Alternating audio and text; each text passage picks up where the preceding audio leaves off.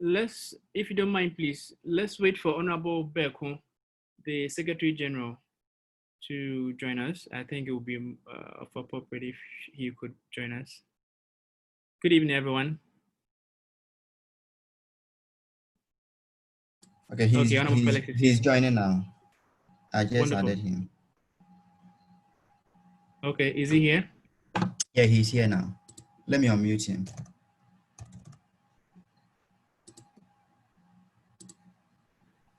All right, Honorable Benkasi, you are unmuted, so you can unmute yourself and then proceed.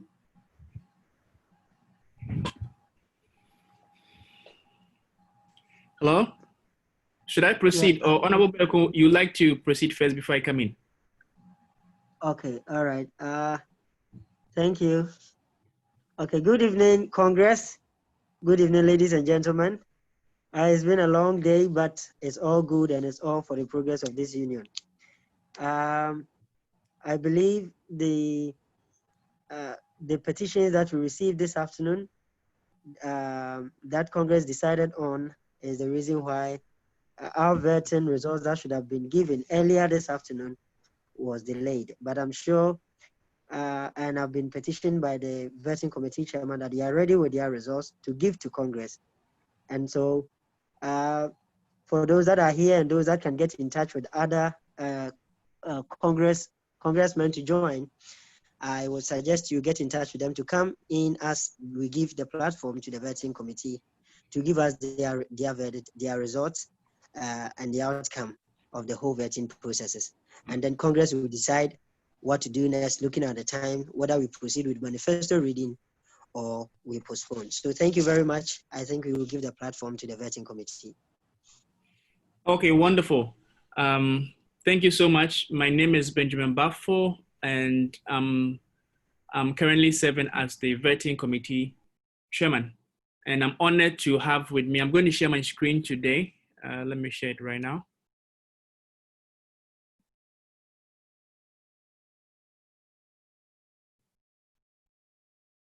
Yes, welcome once again. As I said, I'm very happy to have with me we have 5-member team, including myself. With me, we have Honorable Akon Perry from Xiamen. We also have Honorable Baba Musa, also from Wuhan. We have myself. We have Honorable Esinam Gesto Aku from Tianjin, and then Honorable Nana Fosu Yeboah from Weifan. So this 5-member committee, as per the constitution, stipulate there need to be 2 former officers who have served in NEC and other 3 supporting members who vie for such committee. So we are very happy to have very strong men with me that we're able to weather the storm to get the result. Okay, so these were our rubrics that we used to assess the aspirant. Now, to assess the aspirants, we looked at certain leadership criteria, and one of them, we had 6 criteria that we assessed them with. And one of them is personal vision and balance. We wanted to know what they have for the union, what's their vision, and how do they balance their work-life structure, because it's very important. You're a student, we're all students. In as much as there's a lot of workload, we also have to make sure that we balance it to not have an effect on our studies and health. So we scale them. In total, we had a scaling structure from 1 to 10, meaning 1 being the lowest and 10 being the highest. So the second on the criteria is character and attitude. We saw that it's very important as a leader who is going to lead a union. The leader's character is of topmost importance, and how the attitude is very, very important. That can make and break the union. So we had to look at that as well. We also look at how their administration and protocol skills are, because as a leader, you have to know administration skills. You are going to deal with so many chapters, so many leaders. How are you going to administer all those documents, all those formalities, how your information structure and assimilations are, all need to be checked. So we had to ascertain to that effect. Fourth on the criteria, we also looked at the leadership and service criteria. So the aspirant that came, we had to ascertain from them, do they have any leadership traits, skills? How have they served in other capacity or the union? Because we have to know, because they are coming to serve people. They are also going to lead the union and lead so many leaders. So we have to find out whether they are ready, not just to go in there and just pick any other leader, but we need the leaders that are coming to propel the union to a different level. And that's why we had to set that. Fifth on the criteria, we also have to test the leaders, their constitutional and responsibility skills. How well do they know the instrument that guides them? It's very important because that is a legal instrument guiding the union. So we had to ascertain from them how well do they know the union they are serving, the rules, and how it can help guide and govern the other chapters as well, and their responsibilities and roles as well. Furthermore, we had to ascertain, due to other criteria, we have to make sure we do a background check and claims. If there have been anything that we see fit that needs to be clarified, we have to give the aspirant opportunity to redeem himself by clarifying certain things that is being seen or raised. So we give them an opportunity to do that as well. So in all, we had 6 criteria.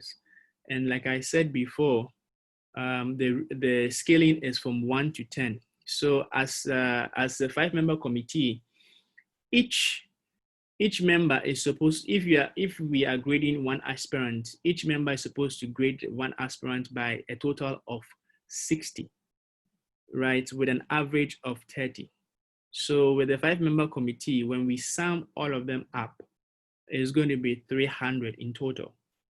So the average is half of it. So in all, what we're looking at for is any aspirant, upon adding all the scores of the 5-member committee, we have to ensure that at least they get an average mark, which we converted it to percentage as well.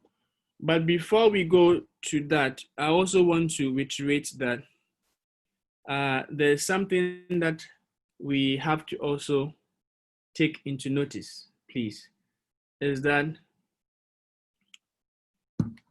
before we started our work, we sent a communique out to the general public, to leaders, to committees, to inform them if there's any other issue that they should let us know. Secondly, we also issued a communique to request for observers. So we had observers from the National Executive Committee.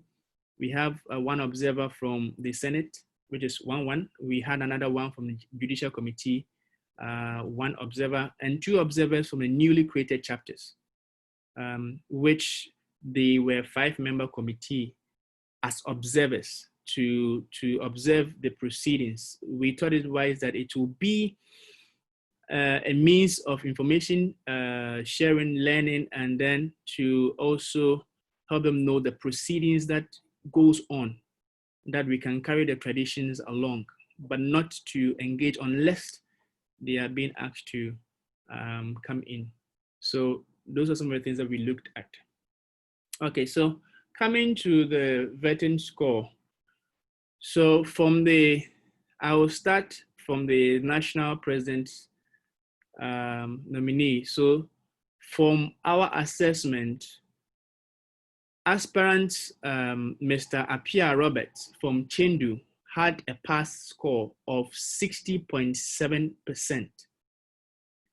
Second, we have Mr. Kumasa Franklin, Chendu chapter, being disqualified based on the National Judicial Committee document. So if anything at all would require that it be referred to that effect. Third on the list, we have Miss Entry Rebecca from Henyang chapter. She also had a pass score of 78.7%. meaning she passed it as well as Honorable Apia. Fourth, also we have Zankara Zanusi Mumini from Beijing chapter, also having a pass score of 69%. So in all the aspirants for the national president position, of all the 4, we had 3 pass and 1 disqualified. Moving to the national vice president position, we have the first one, Honorable Okwampa Bernard from Shenyang chapter, had a pass score of 77%, followed by Honorable Dakura Collins Chefondome from Beijing chapter, having a pass score of 73%.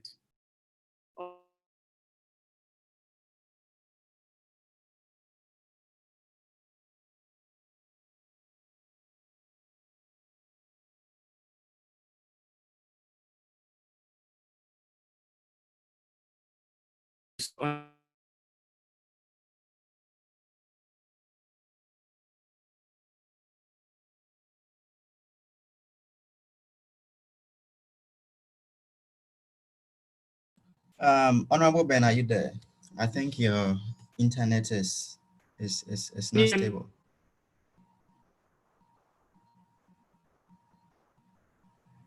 Okay, let's exercise patience whilst we try to get him on board again. I think his internet is not really, working.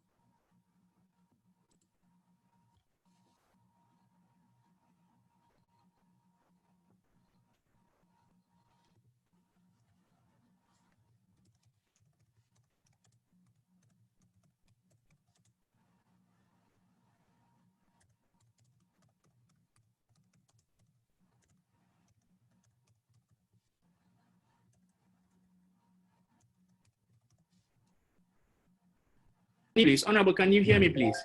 Can you hear me, please? Honorable? Yes, we can hear you. Yes, we can hear you now. It's okay now. Okay. Okay, thank you so much.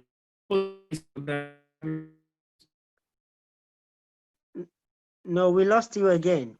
We lost you again. I think it's not stable. I don't know if maybe. Can you hear me? Can you hear me? Can you hear yes, me? Now we can hear you. Yes. Okay. Can you see my screen, please? Can you see my screen? Yeah, it's still yes, visible. we see your screen. Wonderful. Okay. So from the report. Okay, so I hope you heard the scores for the national president, please. Was that clear? Hello, yes, please, can you hear me? Okay. Okay, so yes, for the national vice president, was that clear, please? No, that was where we lost you. Okay, wonderful. Okay, so for the national vice president aspirant, the first on the list is Honorable Okwampa Bernard from Shenyang chapter. He had a pass score of 77%, followed by Honorable Dakura Collins Chefondome, who also is from Beijing chapter, having a pass score of 73%. So in all the 2 aspirants passed the vetting interview by the Secretary General, who is by the name of Miss Abo Francisca from Tianjin chapter. She also had a pass score of 83%, also giving her the nod to start with the campaign. Okay, so then we move on to the financial controller. We have Miss Nana Adjua Anochi Efa from Wuhan chapter. She had a pass score of 66%. and Mr. Magdaze Nanafifi Kwesin from Chendu chapter. I must give a note here that based on a petition given, which pending on the verdict from the Judicial Committee, this pass mark that is indicated here do not take effect. It is pending on the Judicial Committee's decision. So we would just want you to take note of that. So as pending on that, the score was 66.7. So as I'll reiterate again, pending on the decision of the National Judicial Committee, the score you see here does not take effect until their decision is given. Okay, so for the assistance now, the financial controller, only Miss Nana Adjua Anoche Ifa from Wuhan can start campaigning after we finish the result. And then we have for the national organizer position, we have Enin Vendesh Kweku from Nanjing chapter.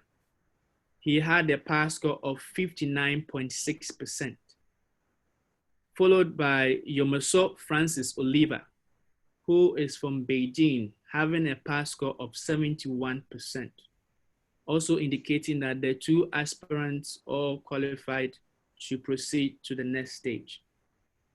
And then on the last on our list, we have the National Women's Commissioner, Ms. Agbenu Irene Koko Nyogo, coming from Xi'an chapter. She also had a pass score of 63.3%. So in all, General Assembly members, this is the vetting results for all the aspirants who were vetted. Okay. So from here, we can say that all those who passed are qualified to proceed to campaign as per our vetting result. Okay, so our recommendations here. As a committee, we would like to recommend that decisions of various committees should be upheld to prevent any unnecessary redresses. We would like to... Honorable Ben, I'm coming. Before you conclude and then go off, yep. I see some hands being raised up. Do I have to call them in, or like you don't? You are do you not mind if I finish first? Let me finish first. Is it okay? Let me finish first, if you don't mind, please. Okay. So that is the recommendations from our committee. Would like to inform the General Assembly on that. And then, so would like to wish all the aspirants who have been vetted, and then we also would like to indicate that any questions or legal issues, they should kindly forward it to the National Judicial Committee as per Article 24, subsection 10, which says that a candidate affected by a vetting committee's decision shall have 24 hours within which to appeal to the Judicial Committee. So honorable aspirants who may feel that the decisions we took, they may not like that, would like to inform them that as per the Constitution, they have a right channel that they can table it to. So this is our report, Honorable General Assembly. Thank you.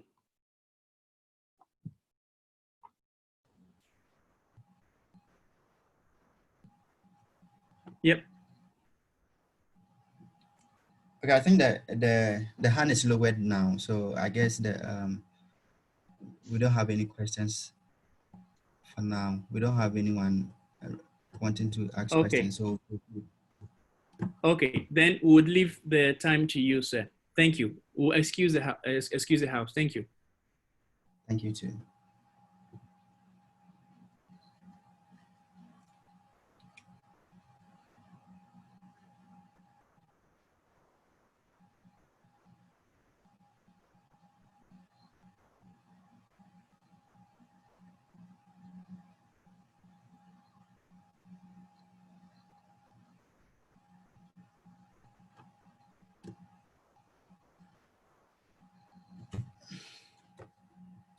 Okay.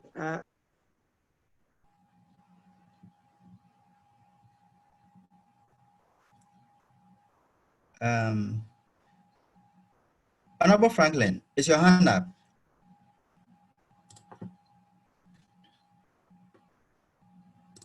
Okay, you are unmuted, and you are muted now. Yeah, thank you very much.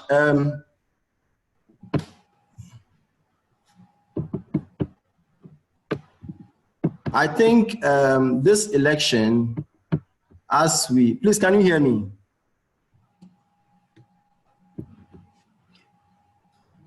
Please, can you hear me? Honorable Franklin, we can hear you clearly. Yeah. I think this election, we need to play by fair means so that the one who will emerge as winner will have the credibility to lead our union. I just heard that I've been disqualified from this election, and I'm not saying this to indict the vetting committee. I know they are honorable men, but I have a challenge. So I want to appeal to this Congress that let's take a look at this. If there's a need for me to also make a petition. What happened was the Judicial Committee make a request. The vetting committee make a request to the Judicial Committee to give definite definition of their ruling on a case that Honorable Robert Nana took me to JC. So in the determination of JC, they never indicted me. They only said I should prove evidence of transactions of something Honorable Nana accused me of. So they said I should provide letters. In their ruling, they said I should apologize to certain key members, which Honorable Nana is inclusive, which I've done. I've sent those letters to the vetting committee.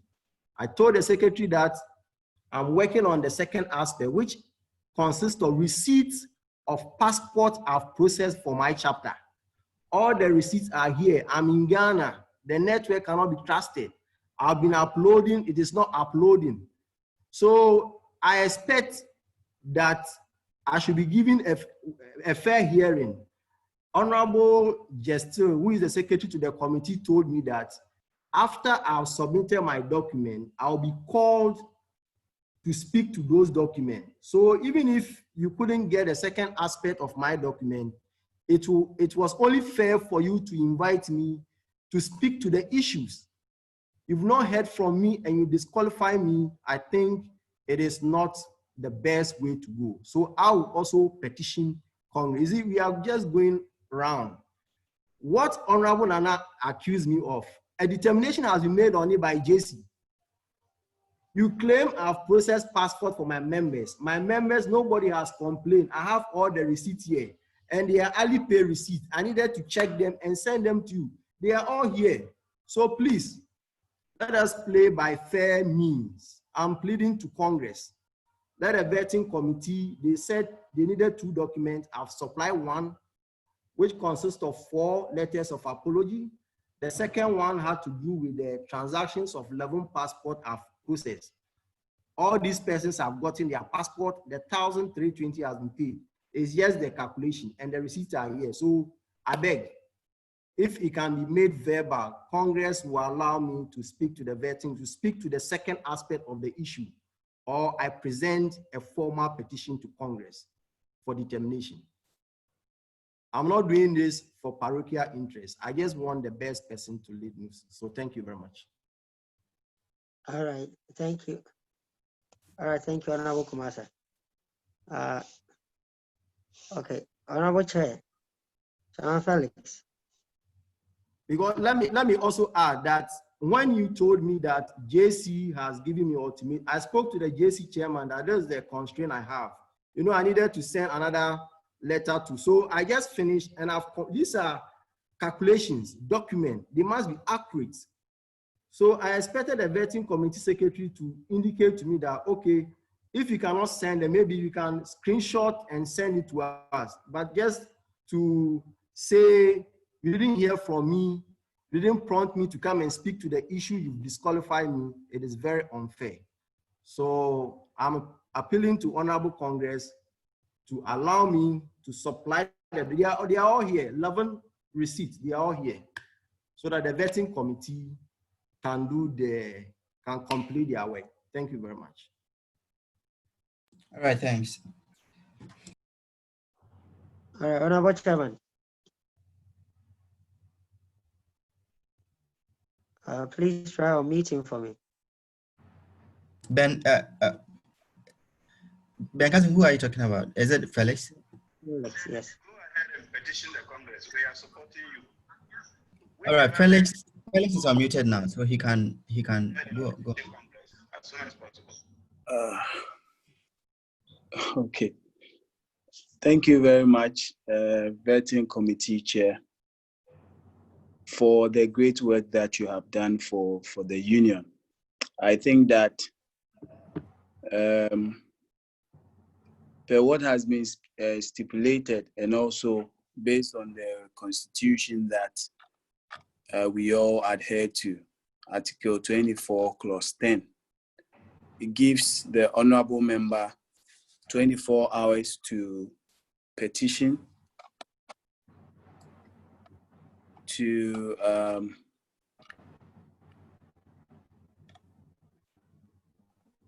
within which to appeal to the Judicial Committee.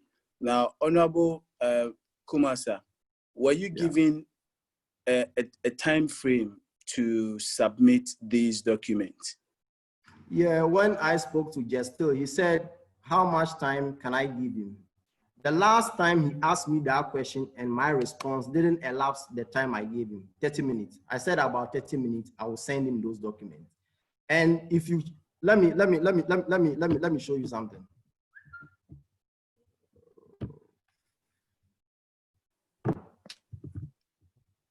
I just wanted to show you the document requested were uploaded. You know, I'm in Ghana. Sometimes we need to. So I uploaded these documents and they couldn't go.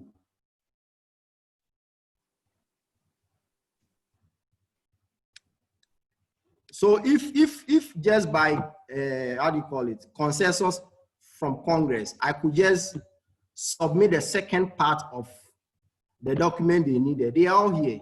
And I've, okay, let me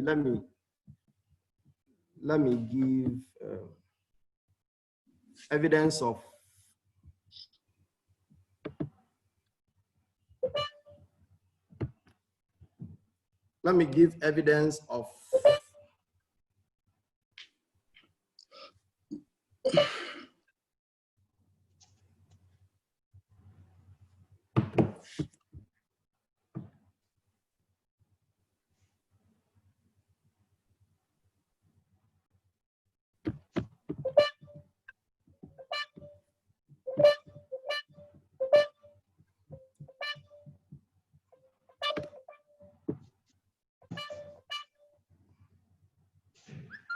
if members can, please, can I have the Zoom? You mean the screen? You want to share your screen? Yeah.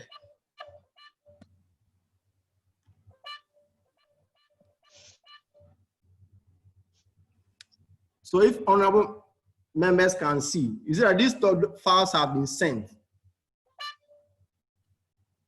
but the network couldn't upload them. If honorable members can see, these files have been sent. So let's play. I'm not saying this to indict anybody, but this is what I'm saying. This document have been sent. It's clear for everyone to see. This document have been sent.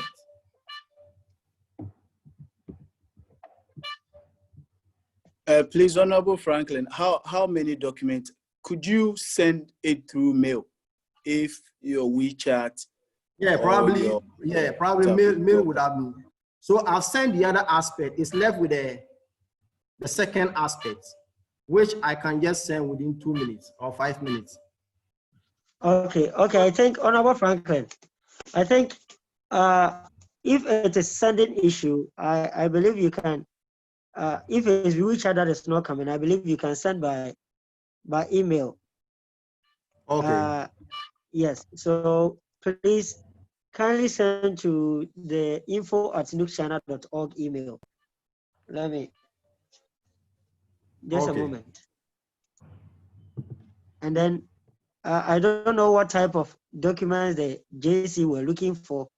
And I think Congress can send to them if they meet the requirements or the documents they demanded. I think Congress can decide on this. I believe. So you said info at NUGS-China.org, the secretary's I've email. forwarded that to you, so you can check in the Zoom chat. you sent it to me. Okay. Info at NUGS.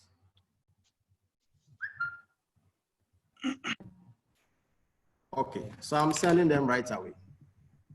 Yeah, because I think for 30 minutes, if it wasn't loading, you could just take a screenshot and send to them like as a picture. I think for a picture, it would have gone quickly to them to show that you are sending is not loading. But if maybe you didn't tell them that, they might think you didn't. Let me do that quickly.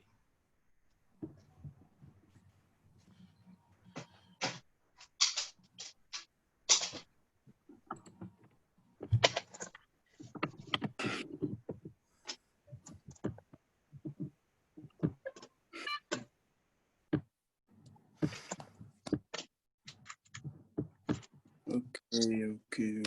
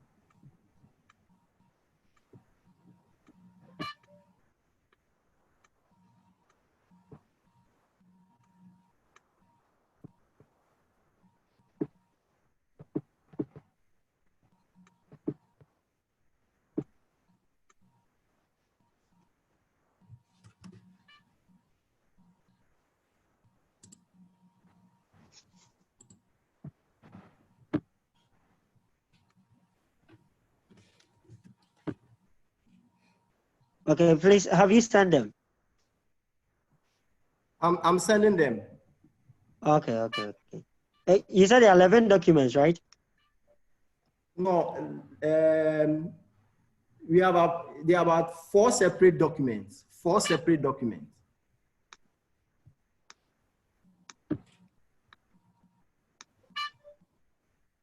Okay.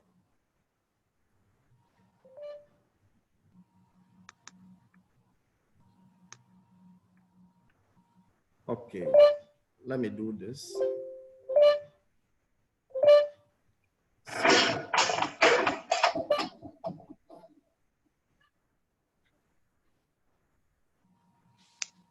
Please, if you join, please kindly rename your group alias or your group name.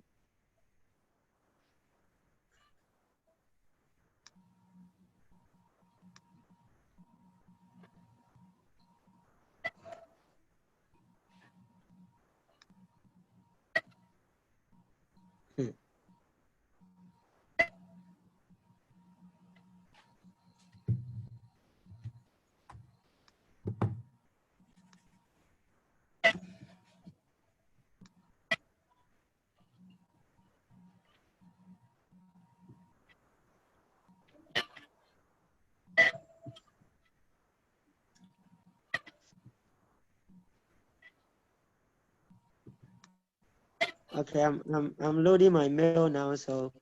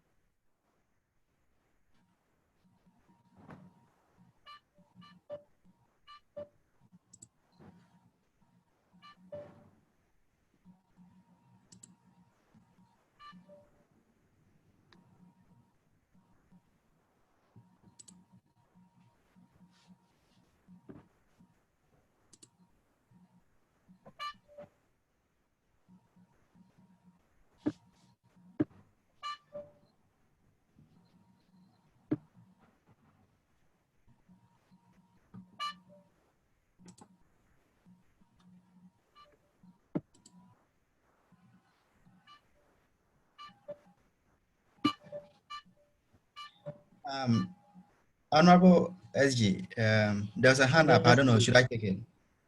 Okay, yes. Okay, so first go with Na I Kaiko. Yeah, I'm unmuting you now to ask your question. You're unmuted. Okay, Already. hello. Yeah, I can hear you.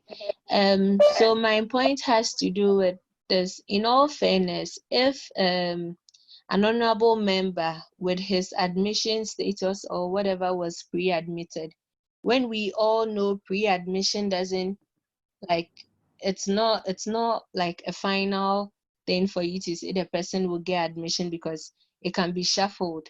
And when that happened, we saw the need, even when the JC had ruled, we saw the need to come to Congress based on the person's petition to come and find out from what the Congress, like, what our decision is. I don't see why it should change in a similar situation. One Honorable Kumasa couldn't have sent the document.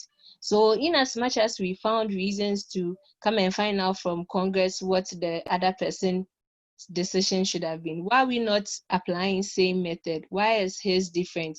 Why are we now expecting him to send the document before he is qualified? Why didn't we also disqualify an honorable member because he also couldn't provide claims that he has really got admission? Why are the rules changing now? That's what I want to know.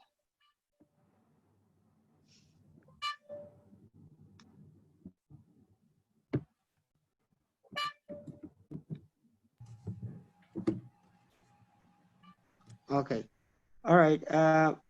Let's take that of I think Eric, Eric. right? All right, First. Eric, you're on. then- I'm unmuting you now to Yeah, ask your question. You're muted.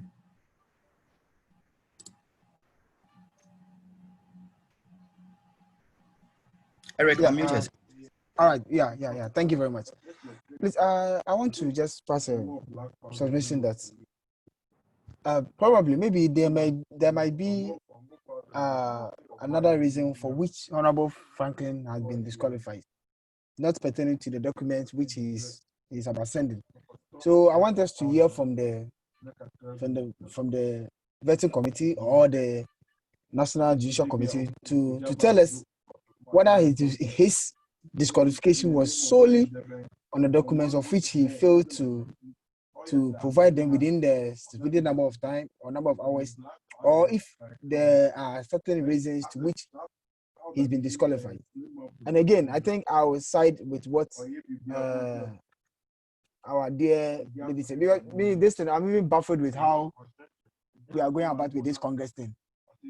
But it's Congress, and the Congress has already made a decision, so we cannot go back to it. But I wish that the vetting committee should tell us on this particular issue. They should tell us why they disqualified, or maybe he did something. Maybe there are other reasons, of which not solely to the document, but other reasons. Thank you very much. All right. Thank you. Okay. So Aurelia, first of all, I think no rule is changing here. First of all, we haven't really received a formal petition stating what sort of documents were demanded and all that. And we don't know what type of document or in what criteria these two issues fall. Whether they are issues that have are affected by this emergency of COVID or something. I think for the next issue that he raised, he made concern with we not being in normal times. But these documents that the JC are demanding, we don't know if it has an effect on this COVID-19 or anything. We have no idea.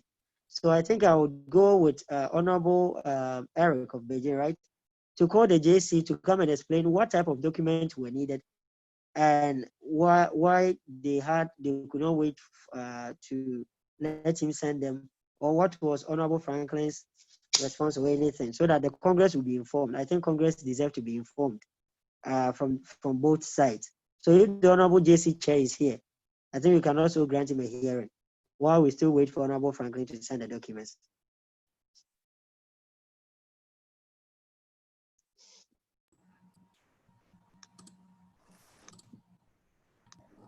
Okay, Honorable Kobe of Chanjo, mute yourself. Yes.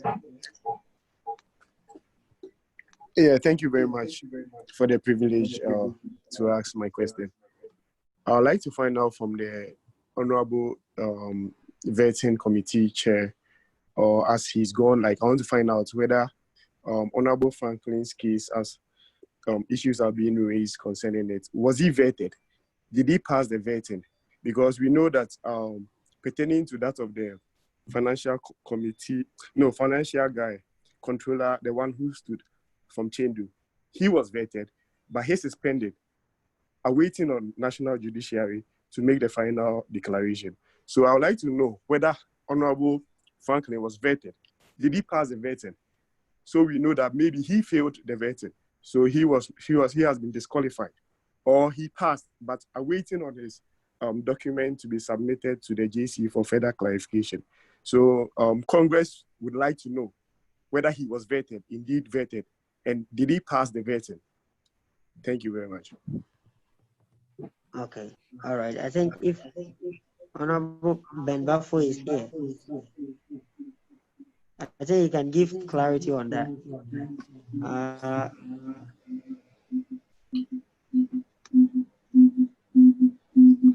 Honorable Bafo. Okay. Can you hear me? Yes, yes, please. Yes, please, we can hear you. Okay.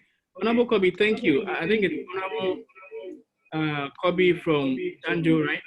Yes. Yes, please. Yeah. Would you mind if you could mute your mic, please?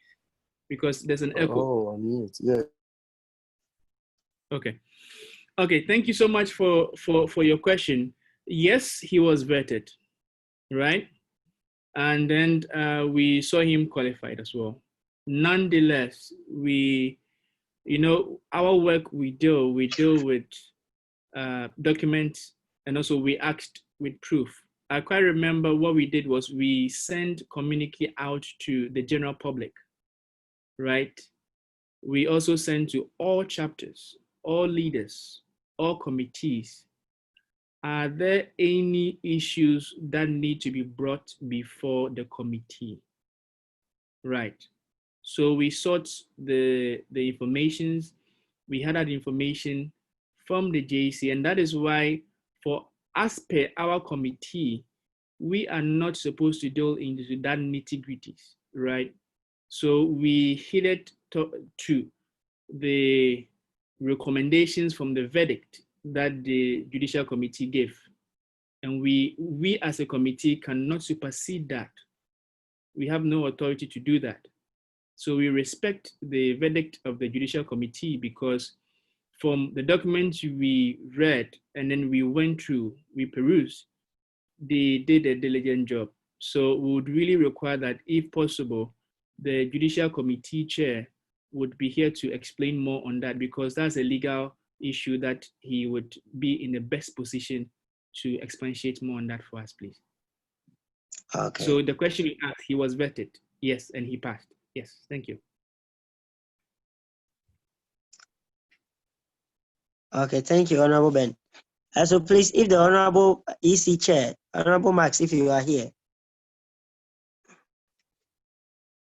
please, if you are here, raise your hand so you appear on top of my screen. I will mute you.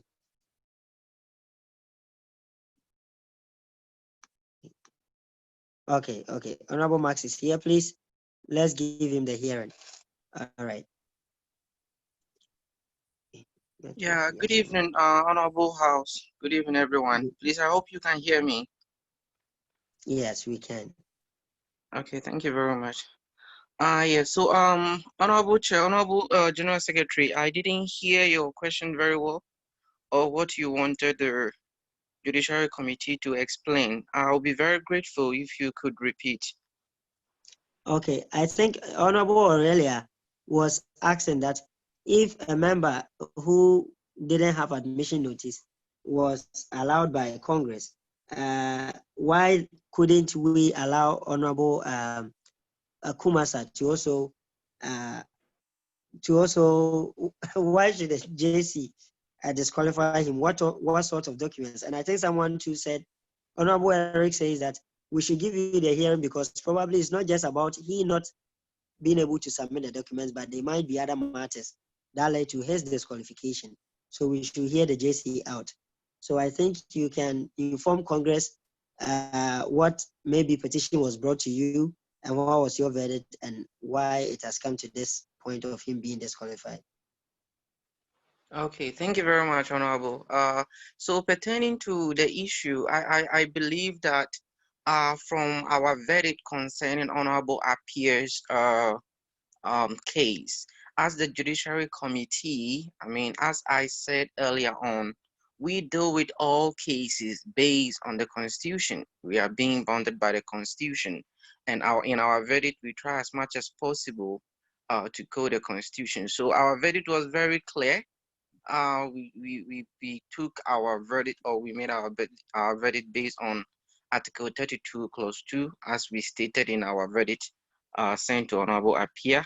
But the issue or the decision of allowing Honorable Appear to proceed was not made by Judiciary Committee, but rather by Congress, and we accepted, as the Constitution Article 4 state that Congress is the highest decision body.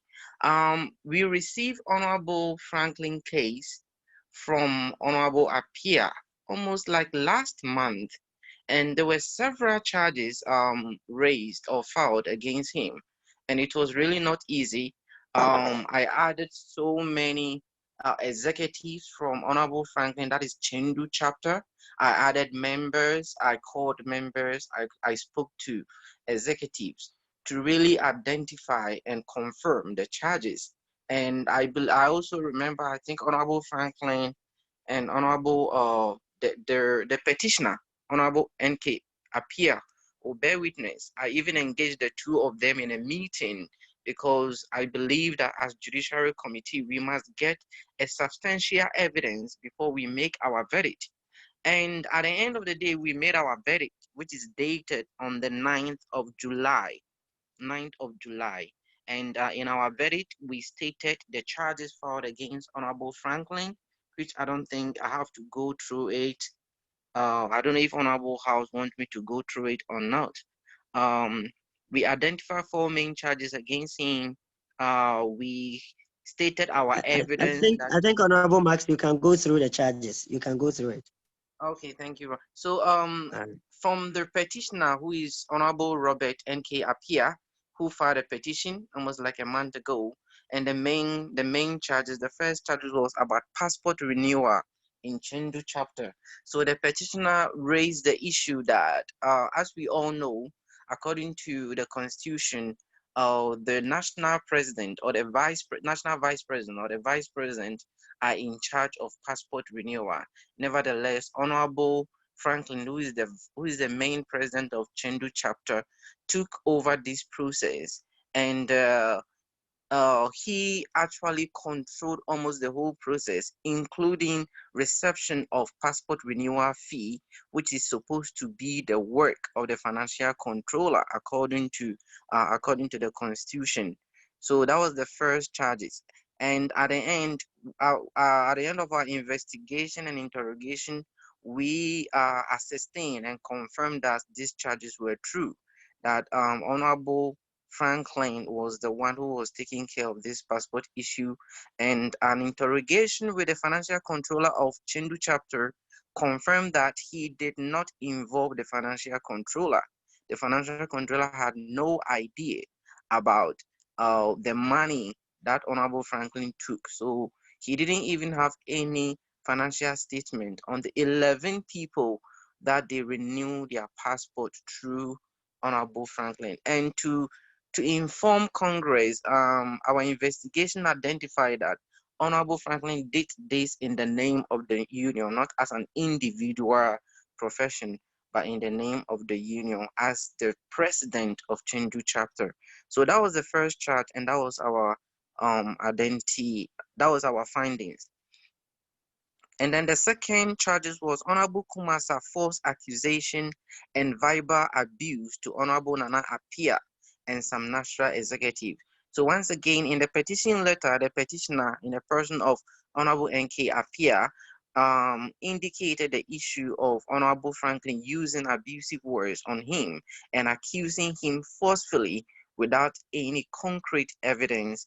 And I think Honorable Franklin sent a screenshot of some of his interactions with Honorable Appiah on various WeChat pages, both NUGS-China Hall pages, and I think one Ghanaian community hall pages in his chapter. Honorable Appiah, the petitioner, as well, also sent us several screenshots.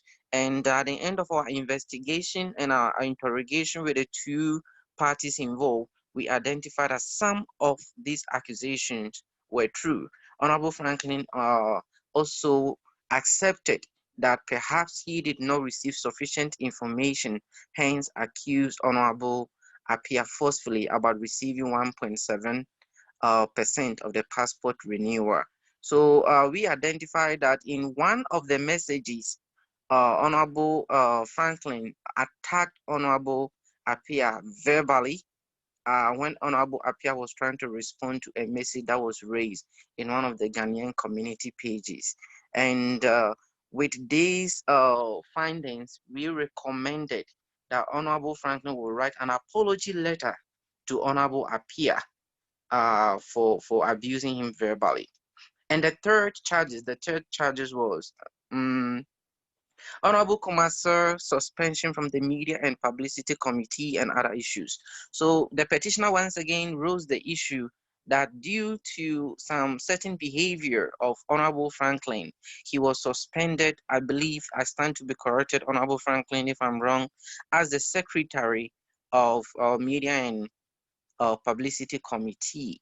So the petitioner raised the issue that because, first of all, of some of the messages he was sending, and he was not perhaps performing his responsibilities as assigned by the chairperson of the committee, he was suspended. And our findings, the National Judiciary Committee findings, documentary evidence provided by National Judiciary Committee affirmed the above allegation, and our findings indicated strongly that Honorable Franklin seems to be fighting for the betterment of the union. His approach and methodology in doing so are considered to be unconstitutional and unlawful. So in our findings, we identified that indeed Honorable Franklin has been sending so many messages on the WeChat pages, and everything that he was doing seems to seek for the welfare of the union. Nevertheless, the method and the choice of words were very unconstitutional and unlawful, to the extent that even some honorable members indicated on the WeChat pages that they do support Honorable Franklin. However, they wish Honorable Franklin would choose the appropriate way to express or voice his opinion. And I think I remember even in a meeting, I told Honorable Franklin that NUGS-China is not like the political system in our country. The political system in our country whereby when MPP or Party A is on, Party B will try to attack them verbally, and when Party B come on power, Party A will do similar. So I remember even telling the Honorable that NUGS-China, the main motto of the union is unity and progress. So if you see or you find something wrong with any executive, you are supposed to use the constitutional means as indicated in Article 25 of our Constitution to file a complaint or a petition to the National Judiciary Committee, and the National Judiciary Committee will respond accordingly. So in our finding, we identify indeed Honorable Franklin is fighting for the betterment of the union, by his approach and method was wrong, and we recommend an apology letter to be written to NEC, to Senate, and to Judiciary Committee as well.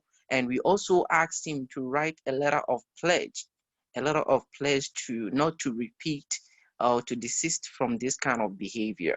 So in summary, the charges were, first of all, about Honorable Franklin controlling the passport renewal fee and even the monetary aspect, which is not, according to the Constitution, is not his responsibility, but rather the responsibility of the financial controller.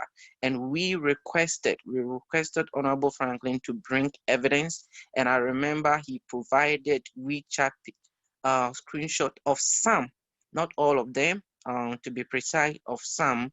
And in our recommendation, we recommended NEC and Senate, according to the Constitution, We recommended NEC and Senate and auditing committee to look into this issue and ensure that Honorable Franklin will bring a financial statement of all the 11 passports that he renewed.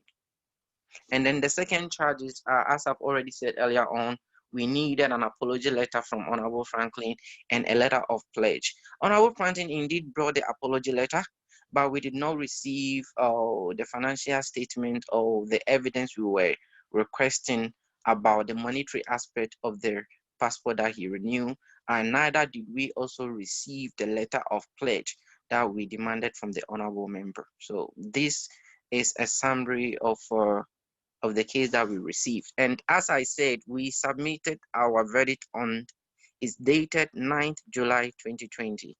Thank you.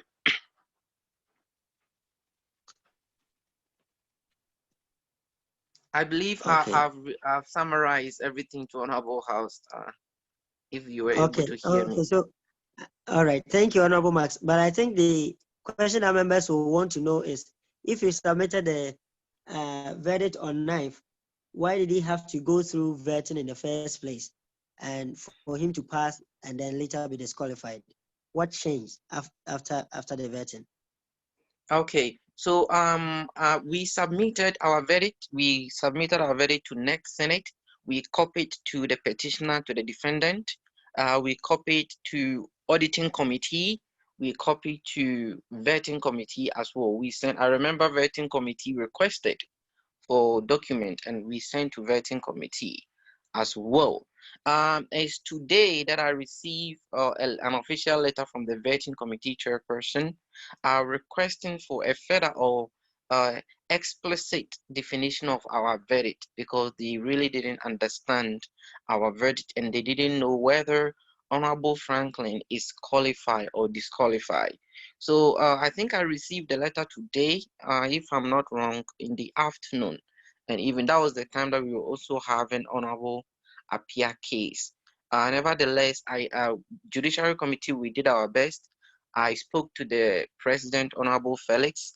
I think I spoke to the National Financial Controller just to identify if Honorable Franklin has submitted a financial statement about the 11 people he renewed his passport.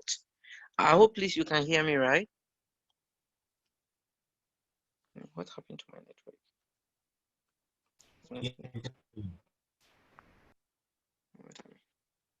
Hello? Okay, all right. Thank you, Honorable Chair. Yes, please. Yes, thank you, Honorable Okay. JC Chair. So Okay, you wanted we to add received, something? Okay. yes, please. We received Okay, the so letter continue, today from the vetting committee who wanted us to confirm or to be precise on our verdict.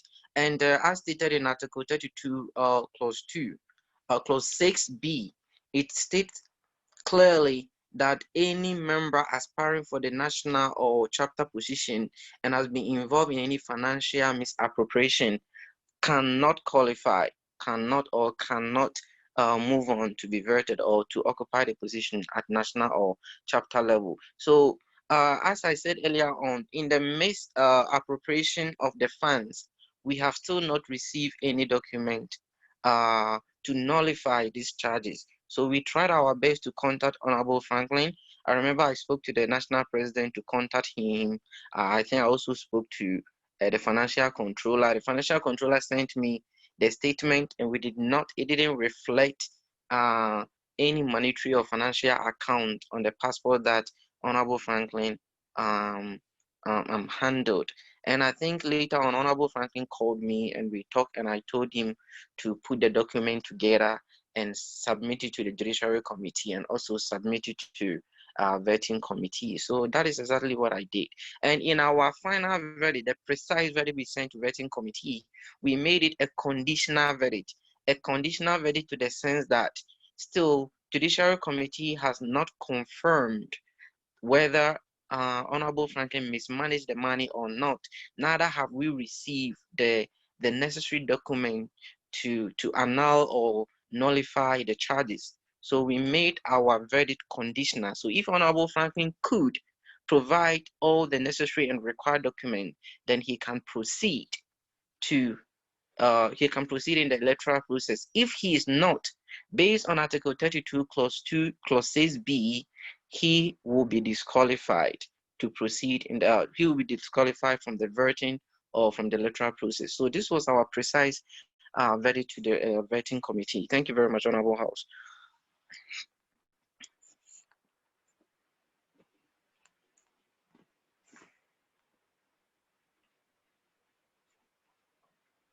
Hello?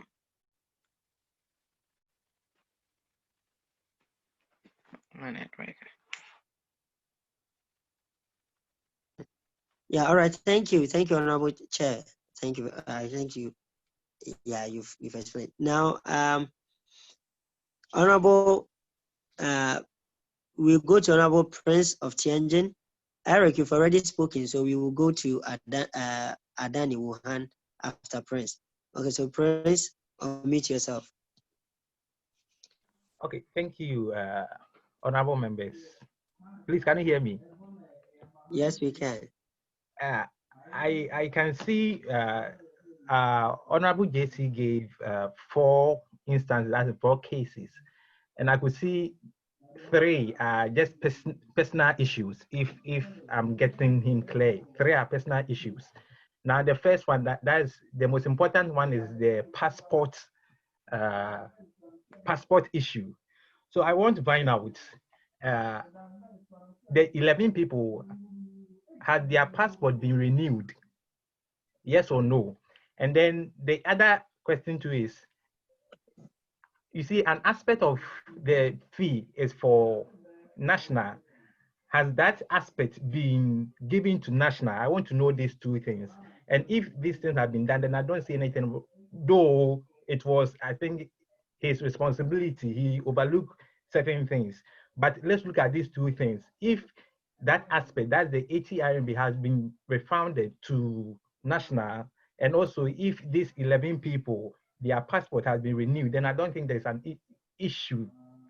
clear issue. But so I want to know these 2 things: refundment of the 80 of the 11 people to national, and also renewal of passport of these 11 people. Thank you. Okay. Please, are you addressing to Honorable Franklin or to the JC Chair? Who should answer your question? JC Chair or any of the anyone can just. Okay. Or even the FC can come in. The national FC can come in because of that aspect of the money. Okay. So anyone can just answer. So it's been addressed to, I can say it's been addressed to 4 people: the JC, Franklin, National FC, and then anyone from the 11 people. Thank you. Okay. All right. Honorable JC Chair, please, if you are here, answer this, and then we go to Honorable Adni. Yes. Okay, so thank you very much. So as the Honorable just indicated clearly, the main concern of the JC was the part of the money that belongs to the union. So in the meeting, Honorable Franklin told us that all the 11 people, their passport have been renewed and they've received their passport. And he even sent a screenshot of some of them, thanking him for the good work.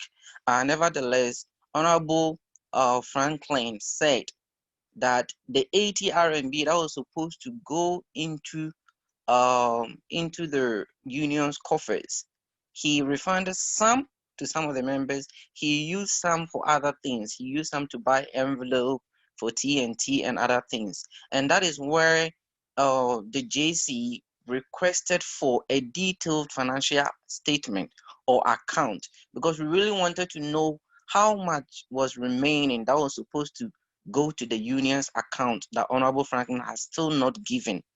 So Honorable Franklin, up to now, the National Judiciary Committee have not received any statement that indicate that the rest of the money went into the union coffers. And that is where the article that I quoted, Article 32 Clause 6, applies to Honorable Franklin. And as we all know, Article 37 Clause 1 also indicate that any officer of the union who resigns or vacate or remove or complete his term of office should properly hand all union assets in his position. So we believe that in the transition that was being carried out by Honorable Franklin, in the name of the union, there was still some remaining money that is supposed to be given to the union. And we just wanted Honorable Franklin to do so or provide evidence that there's no money remaining. Thank you very much. All right, thank you, Honorable JC Chair. Okay, Honorable Adney, yes.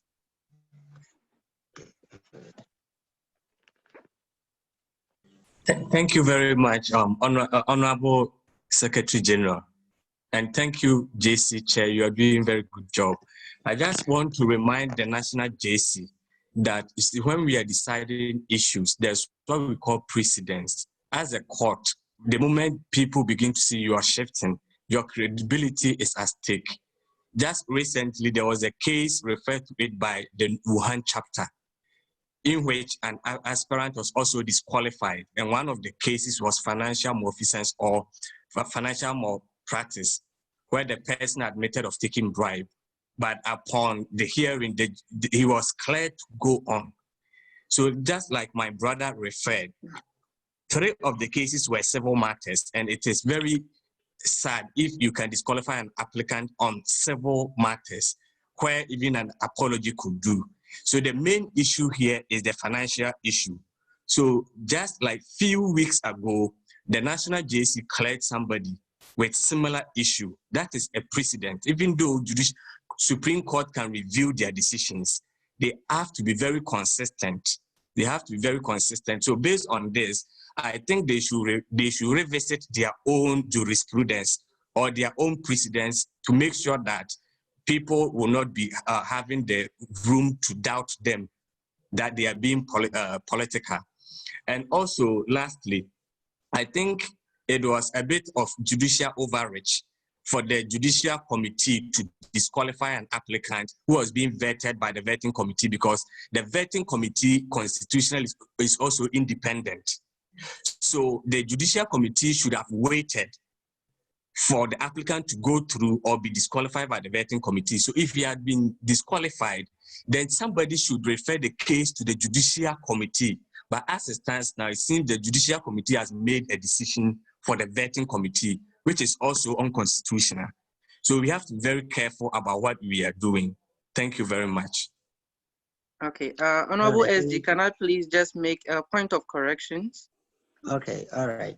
Please. Yeah, so I think the honorable EC, if I'm right, thank you very much, raise an issue. Please, the verdict that I just read, we did not state in our verdict that Honorable Franklin is disqualified. Please, I think it's better for you to get an original copy and read. In our verdict, we stated the charges, our evidence, and the recommendation, and this is what has been stated in the Constitution. We did not disqualify. If we disqualify Honorable Franklin on the 9th of July, the Honorable Franklin couldn't have proceeded to go for vetting. We didn't. And today, the final verdict of the Judicial Committee, once again, we created a conditional verdict. As I told you earlier on, a conditional verdict is we needed a document from the defendant, and the defendant couldn't provide.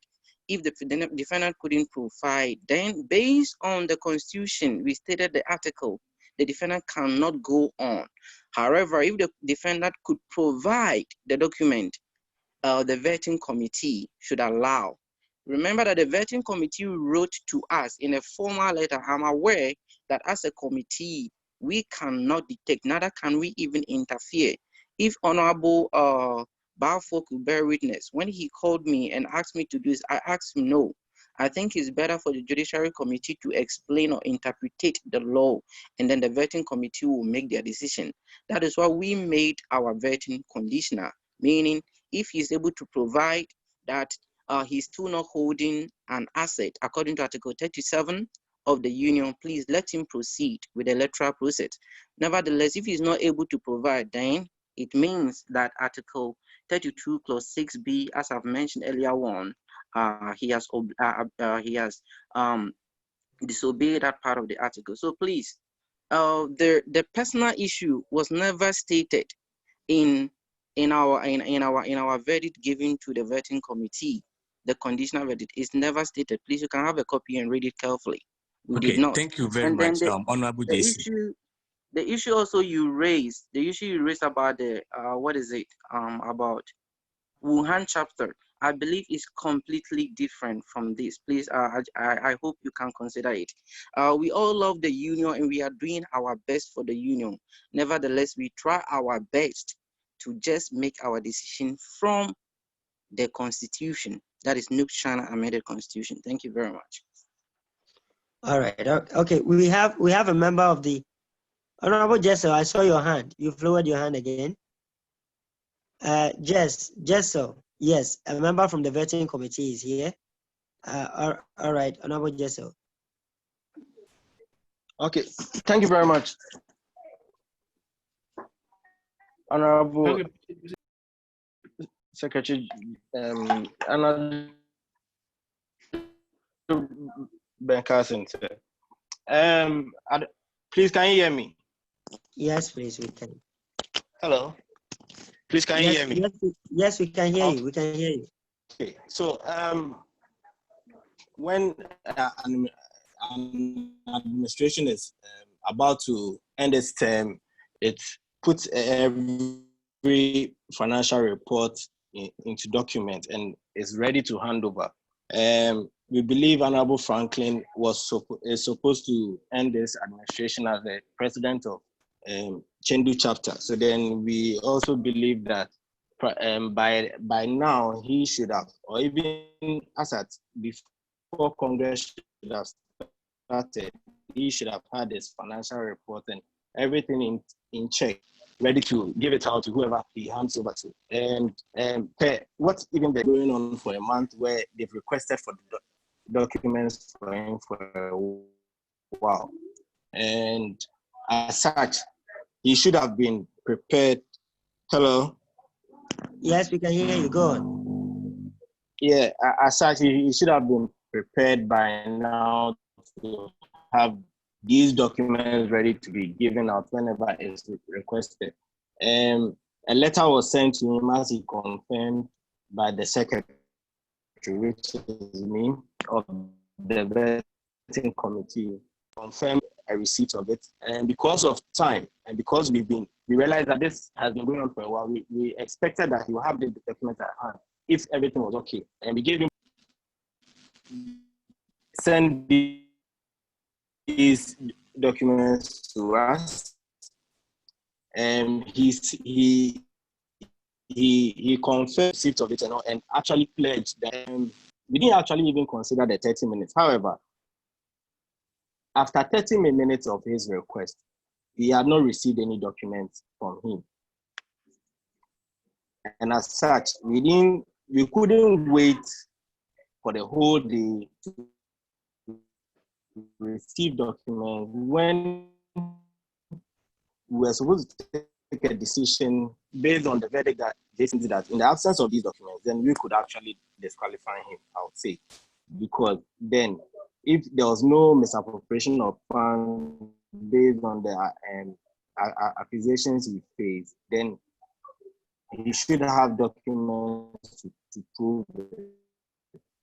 And the time frame he requested for even to provide these documents, he didn't meet it. I don't see why he will come back to petition the House again after he even went against his own request for time.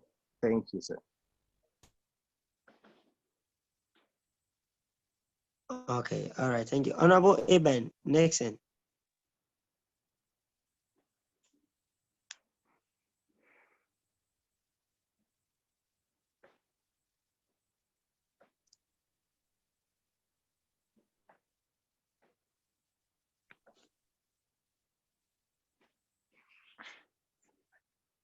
Eben, please unmute yourself.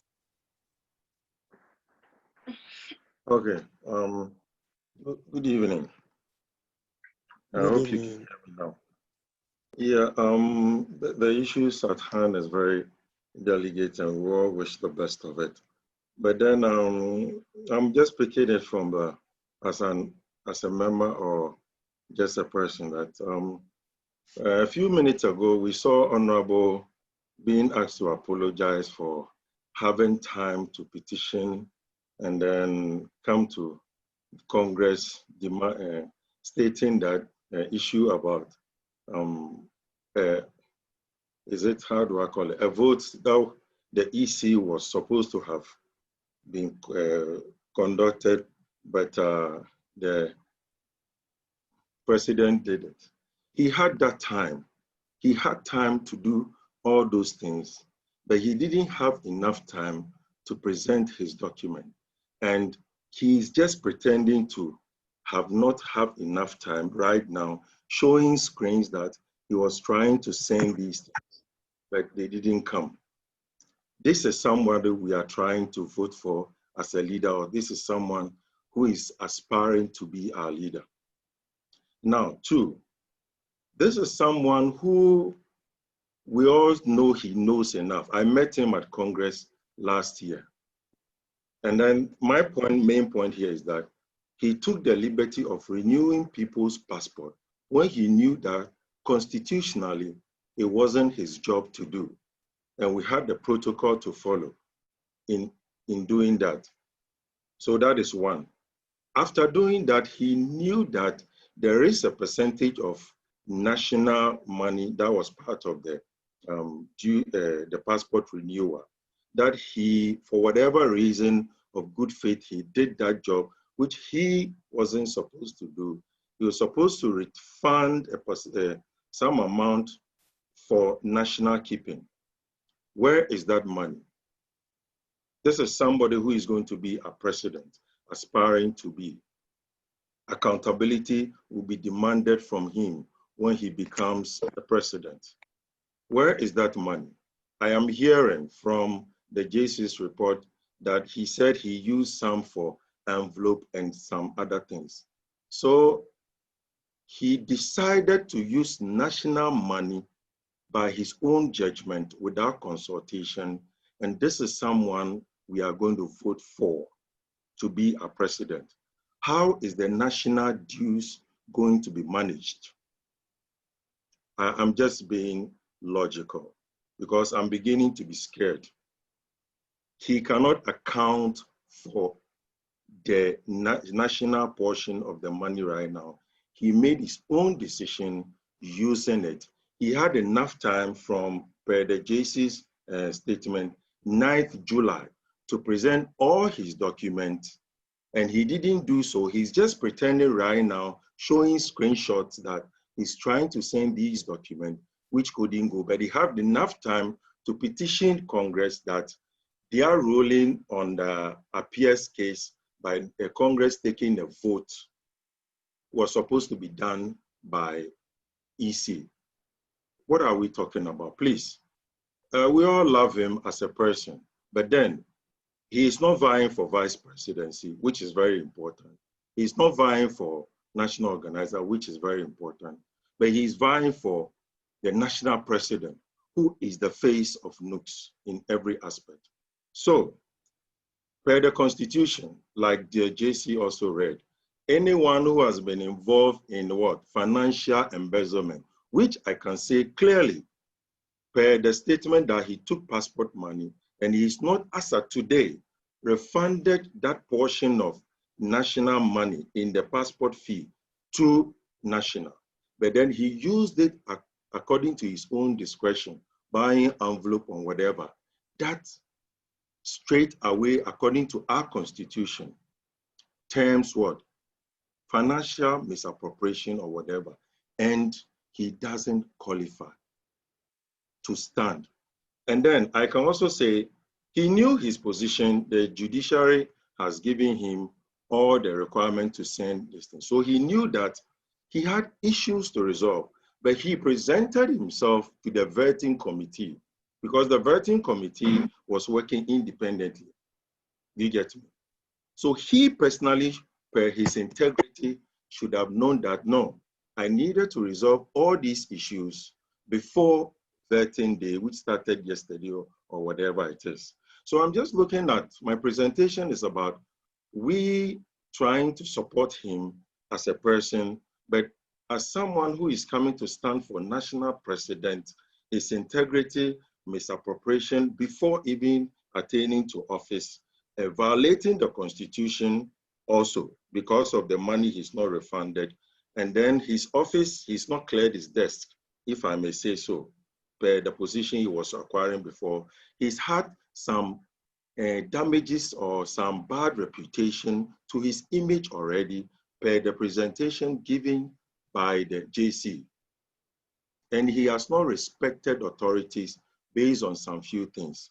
I think the same issue happened in Congress the other time. And the same statement I made, this same presentation, and I concluded by saying the same thing. Honorable should, by this time, even considering the inconveniences and the time, should have known better, keeping us waiting at this time, raising issue of Congress helping him. So please, per what I have presented, I think Honorable himself should do the honorable thing and make a better decision rather than keep us all waiting and us battling ourselves and some people trying to compare his situation to Honorable Appiah's situation, of which Honorable Appiah's situation, he personally appealed, if I am not wrong, to Congress or to whatever authorities. He sent me a copy as the, now I'm talking as the EC. He sent the EC a copy. I'm talking now as a person. He sent the EC a copy, of which Honorable Franklin has not done anything. We're just sitting in Ghana and doing. All right. Honorable Nixon. All right, thank you. I think your point is well made, sir. Okay, so Honorable. Okay, who is this? Honorable Bafu, right? Okay, yes, Honorable Bafu, yes, please come in. Okay.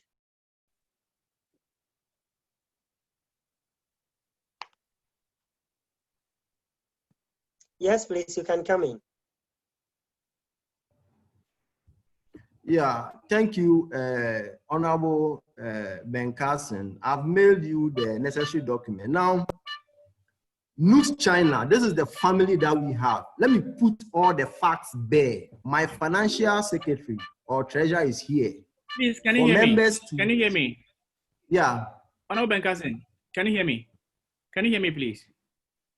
Yes, please, I can hear you. Honorable Franklin is on the floor, so please. Okay, okay, I'm sorry. And later, I'll come later. So this is what happened.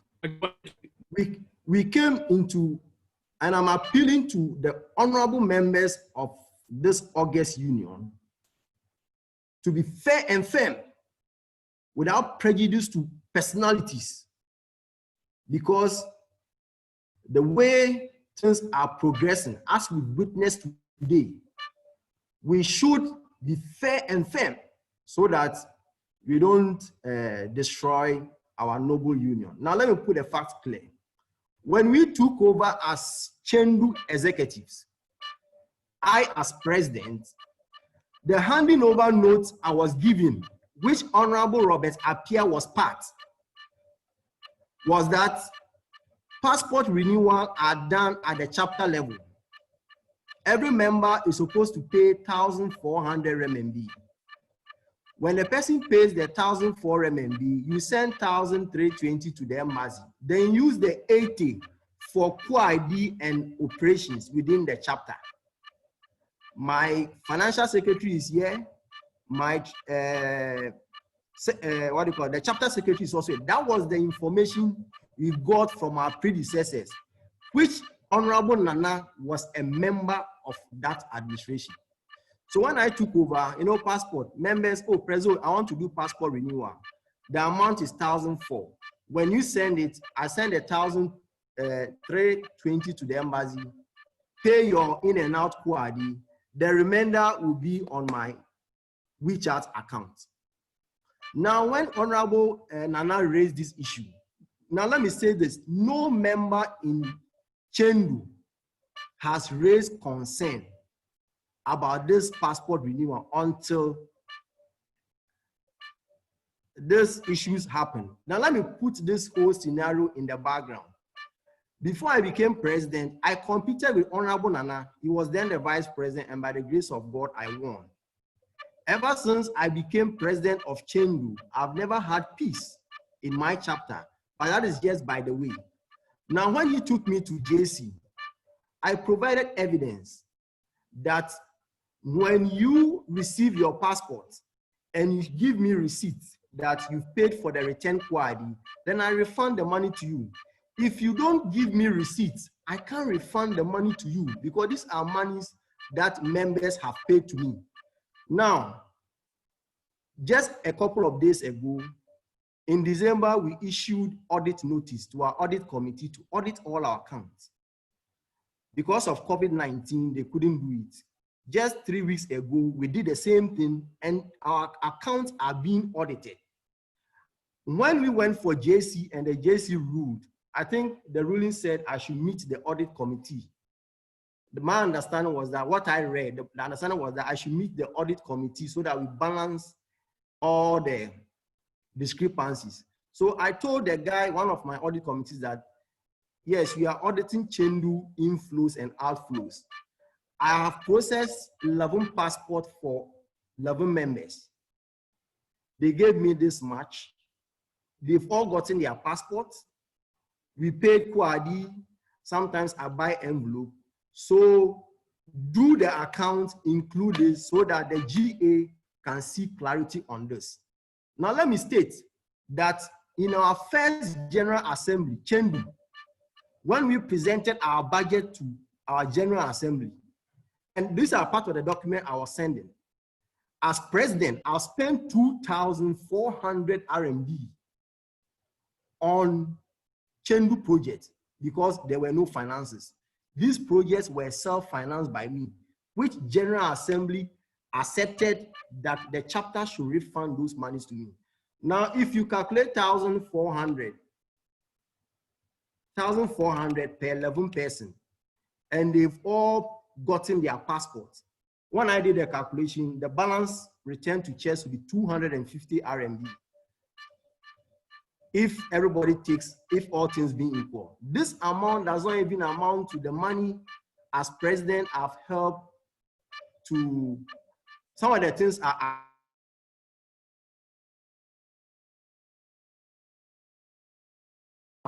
airport picker, there's no money. So I'm taking money and misappropriated. So Honorable EC, you are wrong to impute wrong to me. In the first instance, you can only accuse somebody when the accounts have been audited. I made this point at JC and they understood me. So it is not as if I've taken somebody's money and I've misappropriated it. I told JC that this is a convention Honorable Robert Appiah was doing. When we took over, they told us, and I've made this known to everybody. On chapter pages, I've indicated that yes, this is what happens. In our chapter, they said we should take the money and process. So the transfer is between what? Chendu and the embassy. All the receipts are there. They are just Alipay. I just have to check and submit. So these were the things I was sending to what? The Honorable Vetting Committee, and because of network, we couldn't submit those documents. So please, it is not as if I have misappropriated funds. Now, on the issue of Honorable Nana saying I've been attacking him, today, most members of NUGS-China knows as ombudsman, I write a lot. Now, when passport renewal came, I was the first person to kick against the arrangement because the new arrangement was going to increase our processing fee by 80 RMB. When I raised it, all the chapter presidents supported me. So it was just a contestation of ideas. And I write, sometimes I use a little jabs. So, and these are not open secret. They are just, how they call friendly fires as brothers and sisters we do. When that issue cropped up and Honorable Nana said, oh, you said hypocrisy, that I said, okay, those are excesses, so sorry. And that was it. So, honorable members, that is the main reason why I'm living in this competition. Our union should not be taken as ransom, should not be taken as hostage by a selected few. And the honorable members who know what as president of Chendu I've done can testify that I've lived, I've worked selflessly for this union, not to gain any other thing in return. So please, let us not paint the picture as if I'm corrupt and I've misappropriated fund. My treasurer is here. Now, I've been told that my treasurer says he knows nothing about it. If the Judicial Committee can just call the former president, Abraham Opamfo, what were his handing over notes concerning passports? So these are the things they told us. So the Judicial Committee said it was an error. So what did we do? I left China in December. When I was leaving, I decided to delegate it to the vice president. But we felt the way Honorable Nana was saying, passport renewal should be done by the national vice president. We stopped that practice and we now send our passport renewal through NEC. It is clear, it is evident that there's witch hunting here. This is not the first time Honorable Nana is taking issues with me. It's been done severally, and members should just be awake and see what is happening today. For me, I'm not bent on becoming president by all means. I foresaw a challenge with all these things. That is why I'm in to help the union.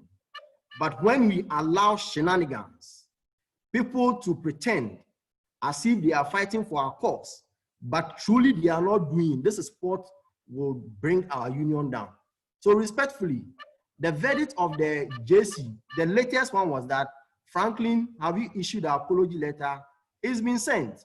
Secondly, the breakdown of the passport renewal, it's been done in the document I sent to Honorable Benkas, is there.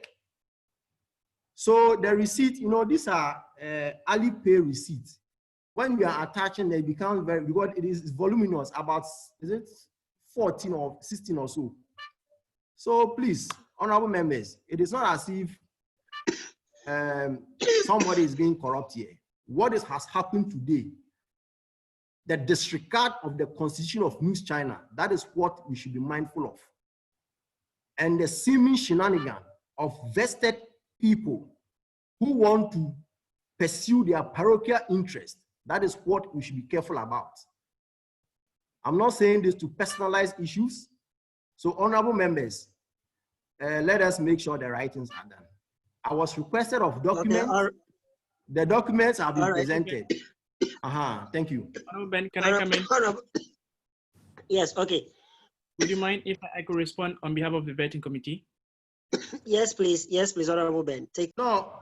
Honorable Ben, Honorable Banff, I didn't impute any wrong to the vetting. Let me say, I did not impute any wrong. You know, no, I work on this. Honorable Franklin. I'm coming. Please, just a minute. I know. Just a quick one. Please, just a minute. Please, I beg you. You talk. I'm not stopping you. Just a minute. Please. Okay. I work with Honorable Benjamin Bafo in 2019 as secretary, and everyone could attest to the kind of work we did over there, as Yisi was saying. And I'm not impugning any wrong to the vetting committee. My concern is that there was a delay, a challenge. Even yesterday when I was being vetted, my network got cut off. I had to wait for the next person to go before I rejoin. So these are genuine reasons. It is not that I'm impugning any ill motive to the vetting committee. Thank you very much. Now, what I was reminding you is that check your WeChat inbox. The email you initially sent is inaccessible, so send to the new one I've just sent to you. That's what I'm reminding you. Oh. Okay, just quickly, because I've seen you send some files to the new one.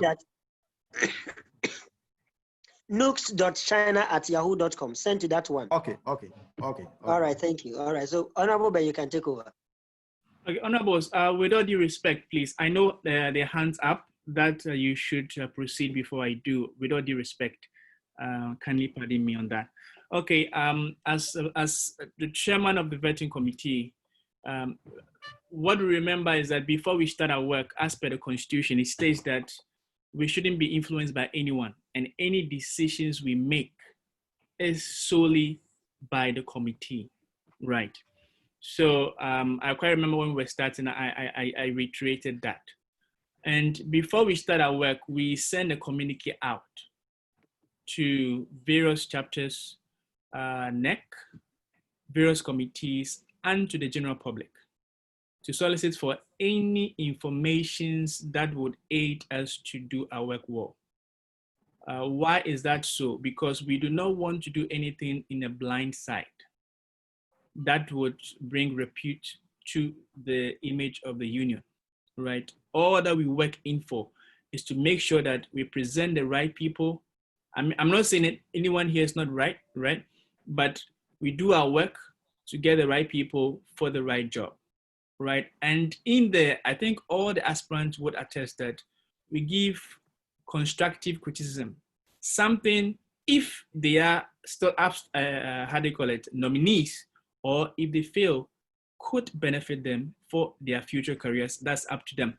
But to state our point, right, from the informations we had, because we requested informations that were coming in, we requested, and then we got information. And based on our information, we acted that Honorable Franklin, with all due respect, we acted that you are disqualified because we asked for information from you and then we did not get that. So no one had any influence on us. We used a document from all other quarters, some from judicial committees and other quarters. And then we also duly informed you, we gave you time to revert back to us. I don't know whether we did that to you. Did we? We did, accordingly. Yeah. So with that effect, without any influence from anyone, as we act independently from the vetting committee, we equally say that, Honorable Franklin, with all due respect, we agree that you are being disqualified. I don't know if, so as per the Constitution, that's how we clearly say that if you have any grievances, you can petition it to the JC. And I think it's in the right order. Thank you.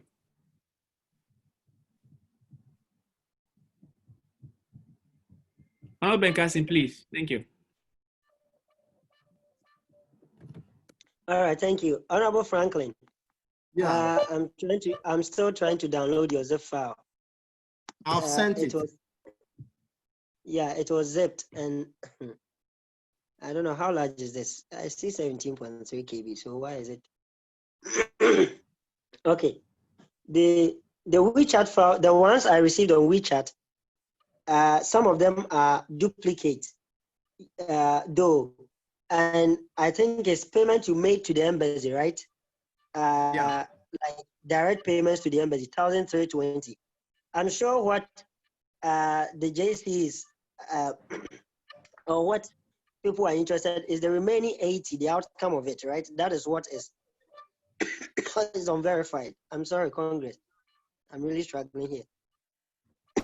Honorable Chairman Felix, I'll petition you to take over. I'm struggling to coordinate this. But I'm trying to get your file. I'm trying to download it, and I'll forward to JC and the vetting committee to see if it's indeed the files they requested from you, right? And per their decision, I think Congress too can be informed to also make a decision based on that. I hope that is understood. So first, we will need, since you have the documents now, I don't think we have an issue. Yeah, but per what, you see, honorable members, let me also give some clarity here. I've indicated that when the JC gave the ruling, it was stated that I should meet an audit committee to do that. My understanding was not to maybe bring the financial breakdown to JC. I didn't have that. So it was just some few minutes, even when we were doing that, honorable president prompted me that JC needed to have this document. This information that presents document to JC was just given to me by the honorable national president. You see, let us not, if you want to win on a fair ground. Let us not adopt shenanigans into these things. The information that JC is requesting for this financial breakdown was not clear to me in the ruling. So the national president contacted me that JC wants the document, it was after the time we were talking about this Congress petition, blah, blah, blah. So it was not as if I was informed long time ago. You know, these are financial statements. You should be very tactful before you submit them. So in the spur of the moment, you want me to do something, I think I will need time. And the time given me, 30 minutes, I've sent them. It was not without delay them. Now I've sent to Honorable Benkasi. He says he cannot download. I've sent it again. He says he cannot download. And because of that, you say I'm engaging in financial malfeasance. No, let's not do that. So, honorable members here, let's be fair and firm. That's it. Let's be fair and firm. So if we cannot make a decision here, then I'll put in a formal petition to JC. Then we'll take it from there.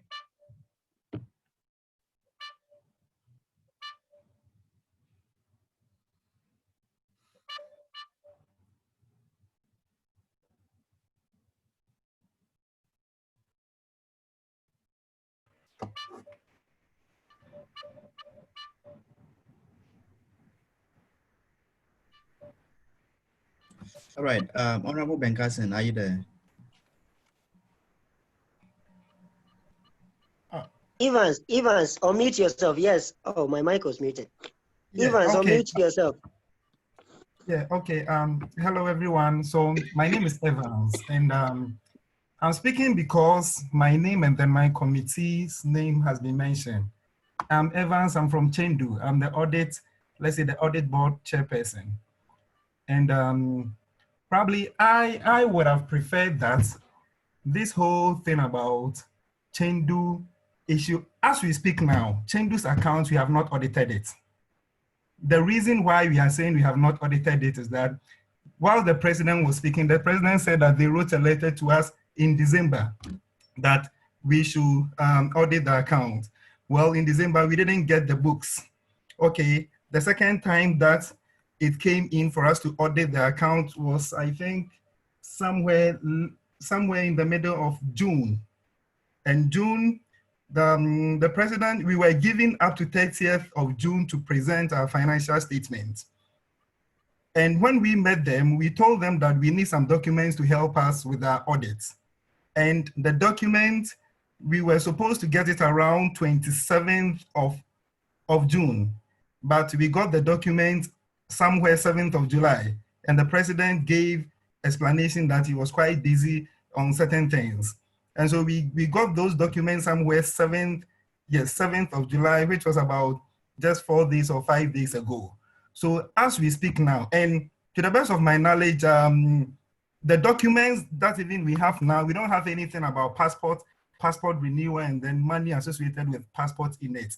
So if it would be okay for Congress, I think that for me, I'm not a member of Congress, but I will wish that if Congress can decide to postpone this whole thing for official proper handing over to be done, especially in Chengdu, because as we speak now, we don't even know how the accounts will go or anything, so that after Chengdu has handed over successfully, we can know that everything about all these things has been done, so that we will move on, and then we will. Well, I'm not by this saying that someone has embezzled money. I'm not saying someone has done anything. No, Mr. President, let me.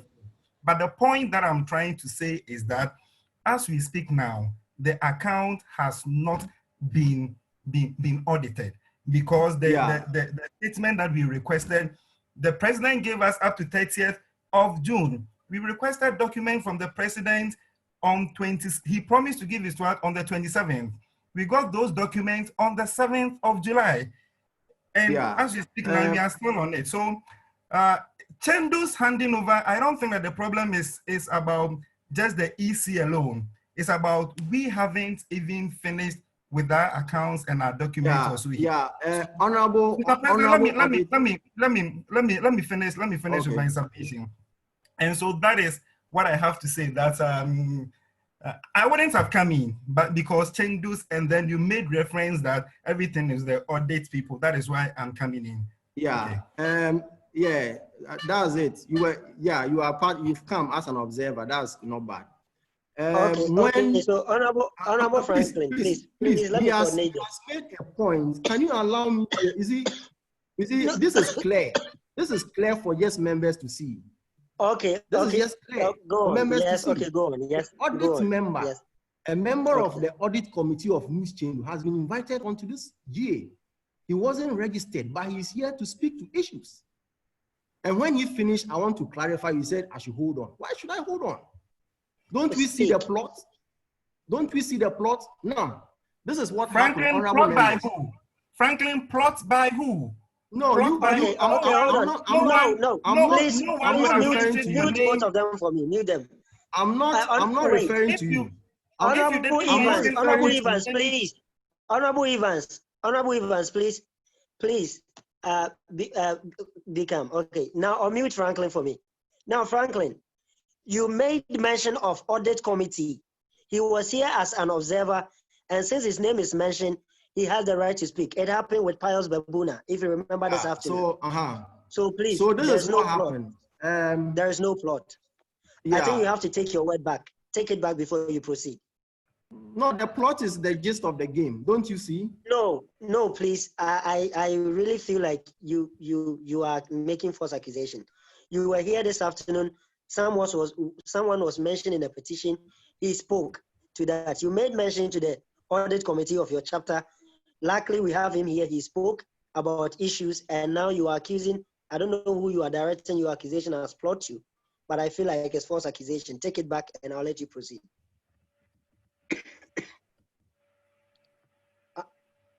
Please unmute him for me. If he's muted, unmute him.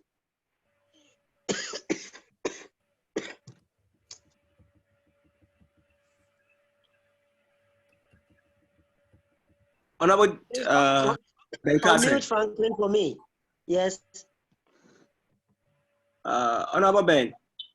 Yes, please. Please, as the LOC chair, I would like to know the way forward. How long are we going to discuss this issue? Because we've already hit 2 minutes. So okay, I understand. The document is loading. I think if this document loads, okay. It says wow. Okay, it's loading, and I think in about 10 minutes it will finish. I will forward to the vetting committee, the judicial committee. I think these are the documents they need. And if they meet what they demand, I think they will come up with a decision, and Congress will decide on that decision. I think it boils down to Congress. Yeah. But So a quick one towards my honorable audit committee member said. Honorable Franklin, you've given clear guidelines. Take your word back and you proceed. Oh yeah. It's withdrawn. Plot is withdrawn. Yeah. This is what happened. The first audit notice, transparency is key. You go to Chendu, we've been transparent with our members. So 6 months, we issue audit. The chairman traveled outside China, I think to Germany or so. So we issued another one for the 2-member audit committee to do the audit. They scheduled a meeting, we met them, and we presented WeChat receipts of monies we've expended. Then the Honorable Audit Committee, who spoke just now, said, we've heard you, but if you bought items for preparing Banku, we want individual receipts for the items. I told him in China, it is very difficult to get this individual receipt because ladies did a procurement for handing over ceremony, buying kokunte from here, and it will be difficult. Then he said, if I cannot get the receipt, I should provide individual WeChat conversation. Let's listen carefully. Individual WeChat conversation. That will indicate that the ladies really wanted to buy Moko or Shito. And this is not an easy job. So I had to go back painstakingly, get all those WeChat messages, time, days for payment, and we submitted it to them. Before we submitted, they came with a caveat: without submission, there will be a damning statement. When we submitted, no acknowledgement. They requested for inventory. we submitted the inventory, I think about 4 or 5 days ago. So this is not to suggest that Chendu intentionally didn't want to do proper auditing. We met to do it. They said I should provide detailed WeChat conversation.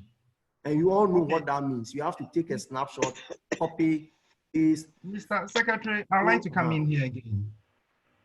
Okay, Mr. Secretary, I'd like to come in here. So, well, I think... who is speaking? I'm Evans from Chendu Audits, yeah, okay. So, well, as auditing standards, we all know that we can't audit an amount of, like, okay, WeChat transfer 1,000 cedis to presidents, and then we will use the WeChat evidence of payment sent to Franklin as 1,000 without any supporting documents. That okay, so all that was presented was those things. WeChat money transferred to this person. WeChat money transferred to this person. WeChat money transferred to this person.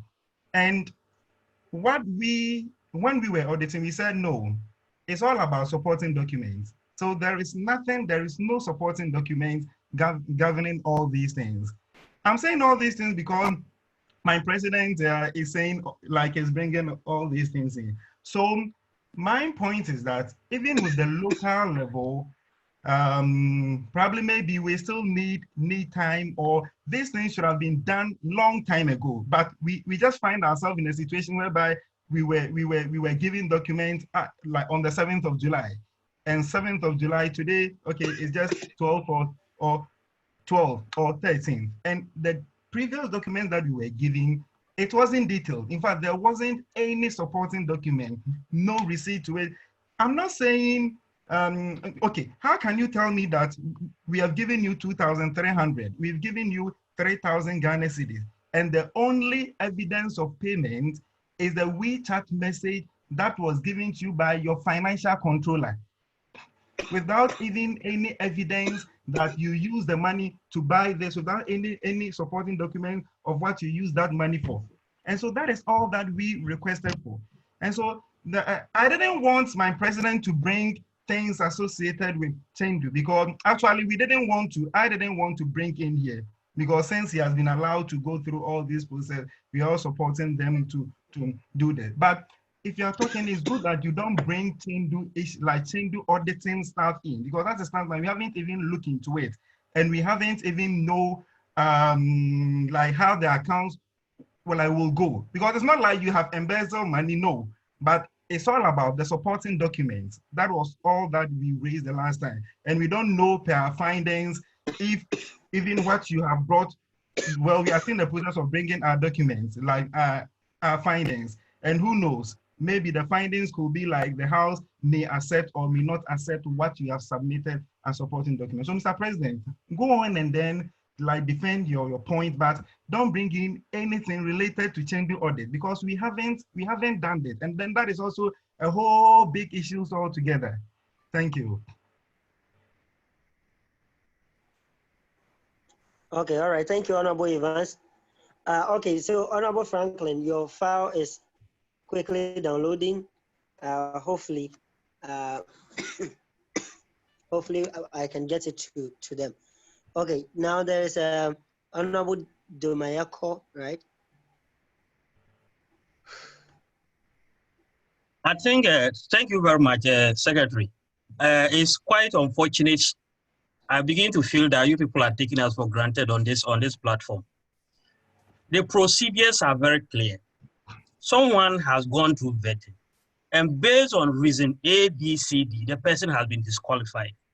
The Constitution is very clear on the mode of what? Addressing these issues.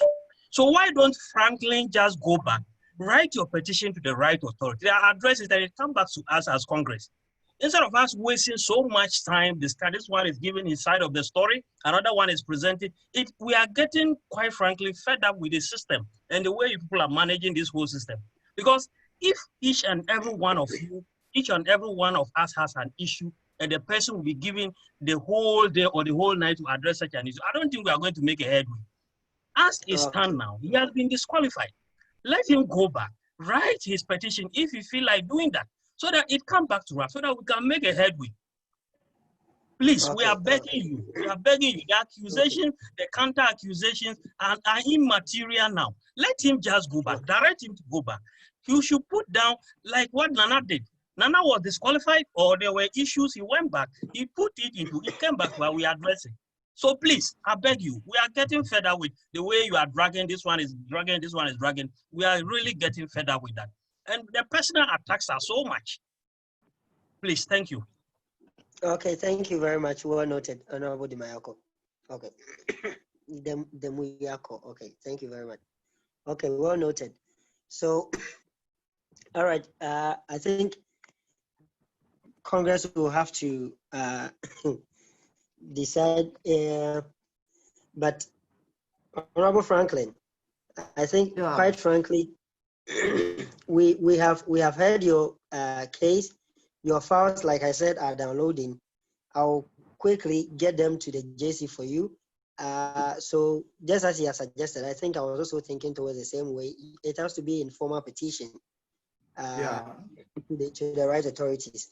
So I think for now we would, and I think it will also give us ample time to also get your documents ready to support your case. I'm doing just right away. Okay, all right then. So that case will be put on hold. So now, Congress, do we wait for Honorable Franklin before we proceed with the next item of manifesto reading? Or since he has already been vetted and his marks is there, the rest proceed to maybe read their manifestos, and then when he's cleared, he read his. What are we deciding as Congress?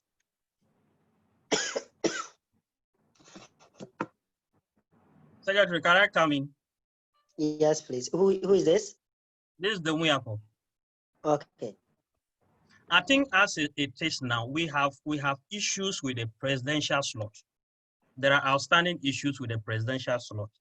If we can hold, if we can hold that one on, and then we go on with other activities, I think it will help us. The whole presidential stuff has issues. So we should agree as Congress, we are holding on all the presidential issues.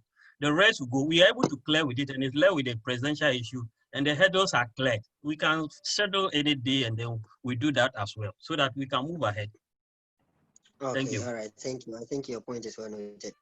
Okay. Okay, so let's take this one from Fifi. Okay, Fifi. Fifi, unmute yourself. Yes. Fantastic evening to everybody. I hope I can be heard. Yes. Yes, I think I'm in support of the speaker who just spoke. We can decide to hold on with the presidential, but I for one think that as things stand now, Franklin is here to submit his petition to the appropriate courts. Therefore, things can go ahead. The only thing I have a problem with is that another member on the list, his name is being asterisked, as in the other FC member, pending a report from the Judicial Committee. I think aside that, all other things need to proceed because we are actually behind time, and we can't wait for other things as things stand now. So if Franklin has an issue, he should petition the appropriate courts, and I think that till we get a petition from him, when it's time for the other presidential candidates, they can go ahead and read their manifesto. I think that is my submission. Okay, all right. Thank you very much. Okay, so Prince, Tianjin delegate.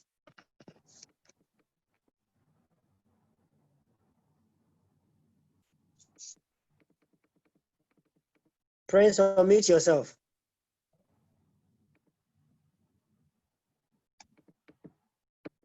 Hello, Prince.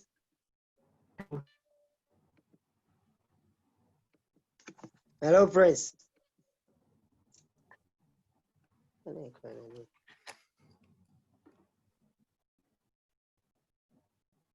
Hello, Prince.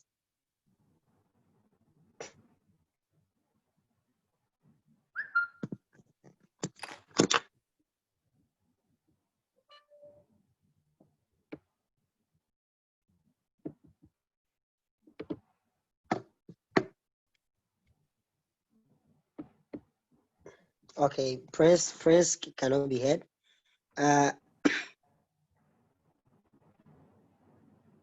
Okay, Aurelia. Yes, Aurelia, unmute your mic.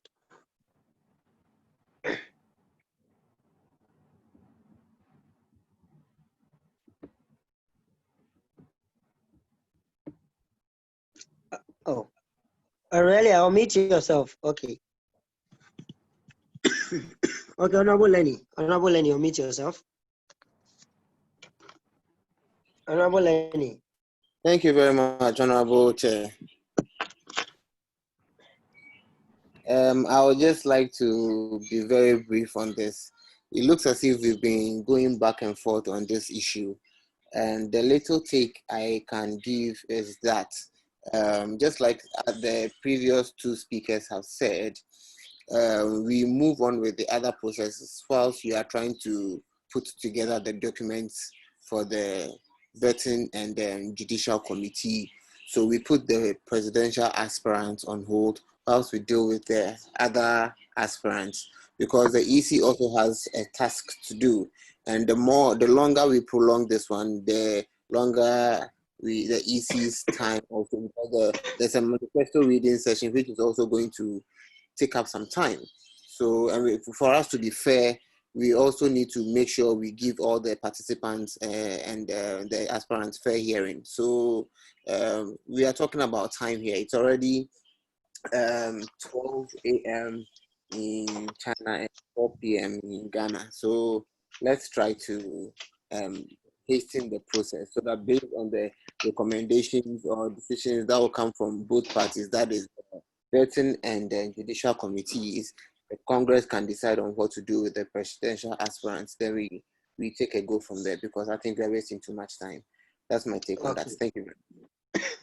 All right. Okay. So I think with that, okay, Honorable Wukom, sign us up. Wukom, you speak, and then I think Senate can decide on whether.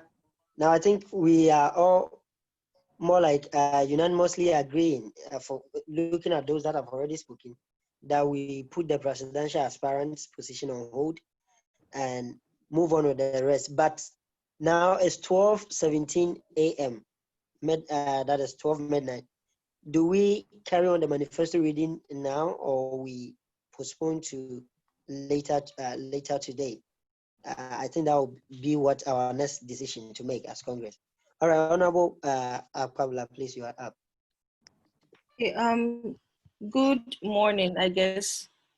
I think all that has been said is great, but I think instead of moving on with the others while waiting for the presidency, we should just wait on all that. Let's postpone and then reconvene, because even as it starts now, when manifesto is read, questions are also going to be asked, and we are not going to finish today. We're going to finish somewhere later in the morning.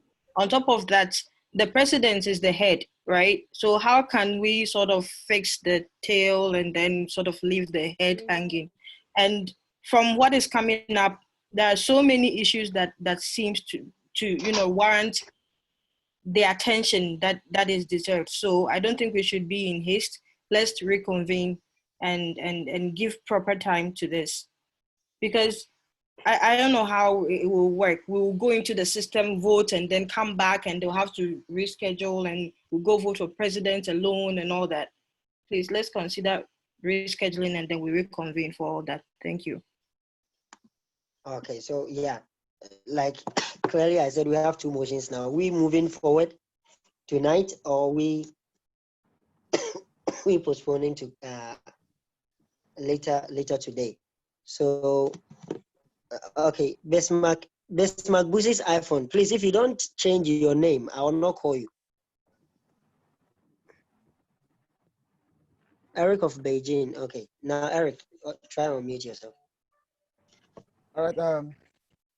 Thank you very much, Honorable Benkasi. I think I'll just concord with what the Honorable Wukom just said. We should just postpone the entire manifesto reading, go over whatever issue we have, and come back, and then go with the manifesto reading. Thank you very much. We should postpone everything. Thank you. Okay. All right.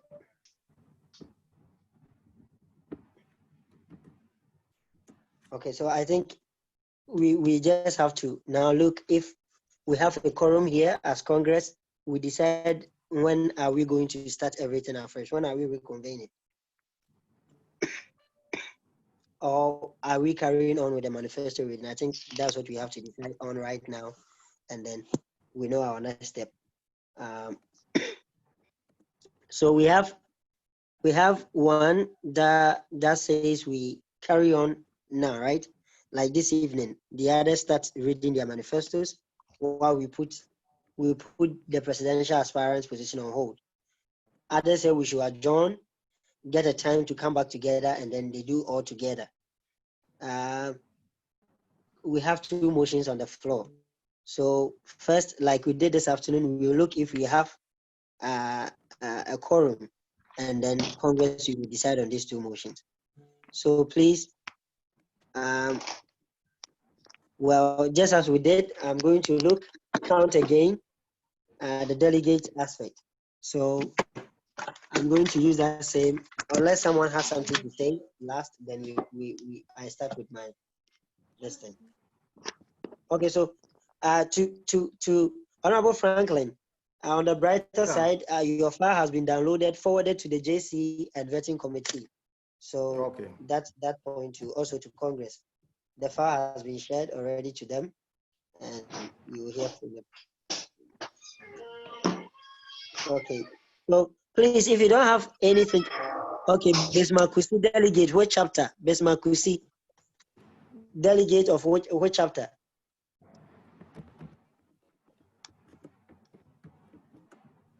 Add your chapter to your name, Bismarck.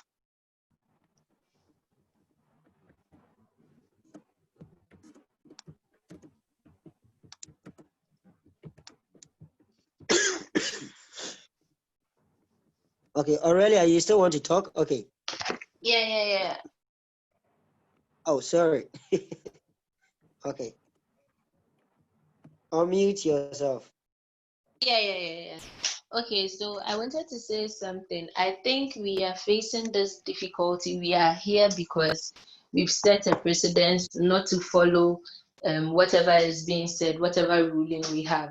In the afternoon, what we witnessed was that the JC, right, they gave a ruling where the one of the national aspirants was told he couldn't contest and that he has more years to contest and what. But we decided it was unfair, and we brought the petition and the judgment to the Congress, and we decided, okay, fine, we should find out what Congress thinks about this whole development.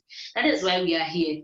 If we had allowed the JC to do its work and we didn't intervene, I don't think Franklin would have that opportunity to be dragging us back and forth, and he would want to sign a petition. But it was because we did something, we set a precedent in the afternoon that, okay, fine, whatever the JC ruled, we didn't accept it. So we decided to come and ask Congress, and we decided to vote again. So that is why this is happening. And also, I believe we should postpone so that whatever outstanding issues the aspirants have, they can clear it. We can see that it's a personal fight between Nana and Franklin Kumasa, because I quite remember at one point in time, Franklin was removed out of one of the Ghanaian community pages, let me term it that way. Why? Because I learned he said something that he wasn't supposed to say, and later they made him apologize and he was added back to the page.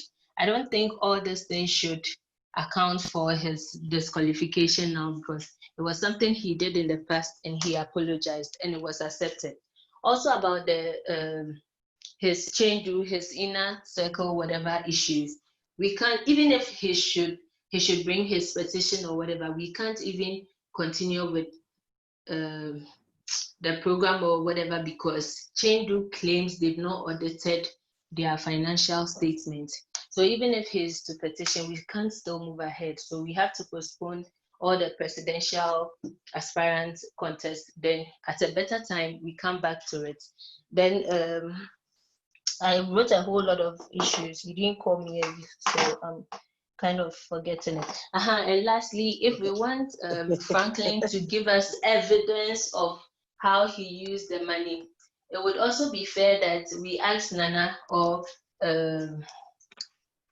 in the afternoon, we gave Nana a recommendation that we were going to call the school to determine if what. So I think when we postpone this August occasion, we'll be able to, one, first of all, find out if Franklin actually embezzled funds or not, and we would be able to find out if Nana's pre-admission qualifies him to get real admission, let me say practical admission.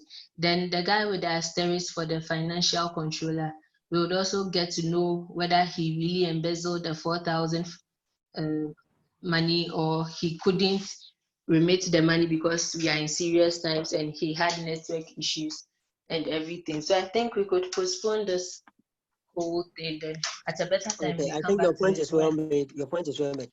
Okay, first of all, when you say we brought, I think we didn't bring a petition. Congress was petitioned, and Congress decided, and you are part of Congress. So please, sometimes the pronouns and all those that we use, we have to be mindful. Someone wrote a petition addressed to Congress. Now, we haven't received any petition from Honorable Franklin. So these are two different issues. Vetting committee brought their report, and it was more like question and answers as to their decision. And now we've decided that Honorable Franklin, if he wants to petition Congress, he should do so. And now we are, as we wait, whether he is going to petition or not, Congress has to decide on what we do next. And that is where we are now. So, and another thing is, these documents that you are talking about, hopefully it's here. It's going to the JC and the VC, the vetting committee. And then maybe upon their ruling, Honorable Franklin will be also further informed, and Congress will also be further informed. So now let's limit ourselves to whether we are continuing with it or we are joining. All right, Honorable Asanto, I think you be the last one, and then we put it to voting, and then we see. Asanto, mute yourself.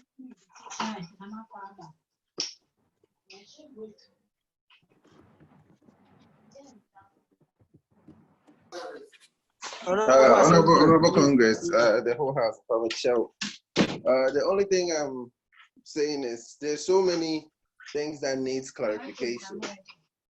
So even with Honorable PS case and with this other guy, I think it's best if we give enough time for JC to also give back the report on the FC aspirant, for Honorable Appear to also get the documents that he needs. And also if this, what's his name, Honorable Franklin is also trying to petition, and he's going to need to also present his documentation and all that. Let's give them this week, and then the weekend we reconvene. Because at this point, if we start here and say that we're even starting tomorrow, by tomorrow we cannot say we've called the school and done all that stuff by tomorrow afternoon. Because getting hold of Chinese officials is a whole nother ball game. So why not give it, the whole week? JC has to get back, and they also have to convene and also decide on what this guy, the other guy, they also need to rule on his situation as well. So that when we come back over the weekend, by that time, everything should be sorted. If you say someone is saying we don't need a week, how many days do you think we need? We cannot verify everything by tomorrow. That one, you know how Chinese authorities work. If you call everybody tomorrow and they don't respond, does that mean that the whole thing is over? Give them at least a week, give ample time so this thing, because we cannot rush and come up with decisions. Even rushing to, let delegates vote when they don't have enough information, they're going to make their wrong judgment based on the little that they know. So allow time, whatever information is out, put it on the delegates page. And please let people also desist from posting all those, excessive spamming on the page with, people's posters and whatnot. Seriously, it's too much. So because if you put other information on the page, we will not see it. But at least let people desist from that, put whatever information we need on the page so delegates can make an informed decision. Because if you ask for people to decide without knowing, what is actually going on, they're going to make the wrong decision. And please, we are representing the whole union. So let's not be, going based on favoritism, or because this guy is my friend, or because this person is, or he's done so much work for me, or he's done something for the group or whatever. No, let's not do that. Let's not do that. Let's give people the chance to present what it is. And fair is fair. If the guy doesn't have the proper documentation to prove that he has, whether he's a student or whether he embezzled money or whatever, if they can't prove otherwise beyond reasonable doubt, then hey, we move on with whoever is qualified, whoever is deemed qualified, we move on to that person. But we cannot stand here and just, okay, we have enough people here, we just vote based on whatever that information we have. I feel that is very irresponsible. So please. Honorable Ben Carson, petition has been filed. Thank you. Okay. Please, did you have the floor? Why do you just jump in when you don't have the floor? Oh, sorry. I thought you had done. Sorry. No, but still, you should still get the floor before. Even if I'm done, you don't have the floor. You don't just jump in and speak anyhow. That's out of order. Sorry. All right, Honorable Godfred. Yes. So please, my motion is for us to adjourn and reconvene over the weekend, either Saturday or Sunday, and even give the people, a rest as well, because people have been on this throughout the weekend, So please, that's my motion. I don't know if anybody supports that. Thank you. Okay, so we have three motions now. Okay, the first one is we proceed with manifesto reading, right? For the other aspirant. The second is we adjourn and reconvene tomorrow, and then now we have a third. Adjourn, give ample time, reconvene perhaps next weekend. All right, so we have three motions here that we have to decide on. Please, I think we will have to vote. We would have to vote. We can keep taking. Okay, Bismarck, now you've changed your name, so yes, your hand has been now for long. Bismarck, please, if it's in favor of, okay, is it in favor of any of the three motions?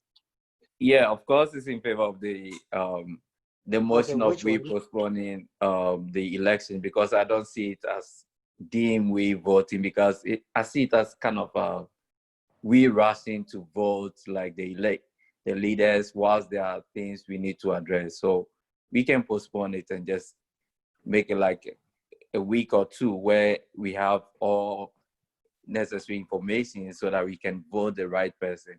Because now anybody we just put in position, people have like some reasons to object it or whatever it is. So I think we don't have to rush it. Like there cannot be a neck without head. So if you're not voting for the president, we shouldn't vote for any of the executives. Just let's make sure we have all necessary information, then we're going to vote for whoever we have to vote for. So we can put it on hold. It's not like we don't have leaders. Like we have the current leaders who can just hold on to a week or two, and after we can just vote, and then we have all the information we need, then we can just get the right people without any question marks. So I think we should put all those executives on hold so we get all the information we need. Okay, all right. So that's more like in favor of the third motion, right? Okay. Yeah, that's it. Okay, so Congress, first we proceeding with manifesto reading. Second, we adjourn, reconvene tomorrow. And then the third one, adjourn, give ample time, meet after a week or two. Okay, so first let's check the quorum. That's very important, and then we start deciding.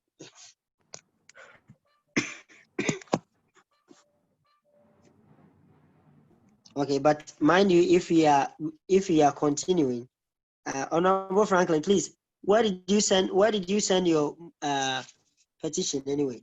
Oh, on your WeChat. Okay. Okay, that's petition to the Judicial Committee. Okay, all right. So not to us. All right, thank you. Okay, so thank you. Noted. So please, I'm checking the quorum again. Let's decide right now, and then we make a decision. If you are a delegate, please indicate so that. Now let me start from Nanjing. Okay, please, just a moment.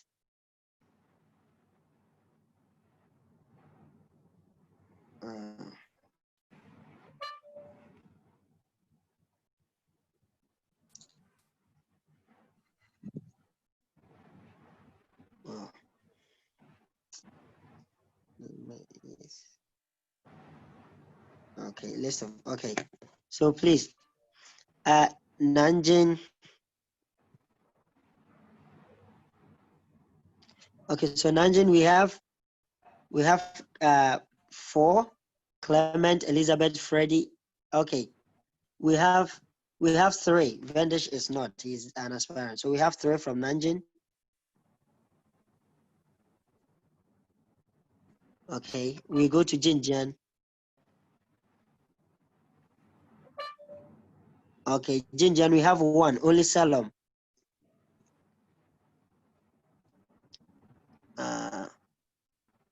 We go to Beijing.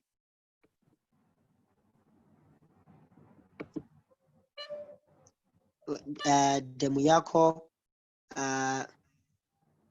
Douglas. Okay, yes, Douglas, Ejumazi, and okay, so we have. Oh, please, okay, please don't stop. Keep. It looks like you keep changing your names. Please, Beijing. Hold on. I'm counting. I know from my list. Stop changing here and there. Okay, so Eric is here. Wimnia is here. Ejumadi is here. Demuyako is here, and then Douglas is here. So we have 5 of them. Okay. Now let's go to Heian.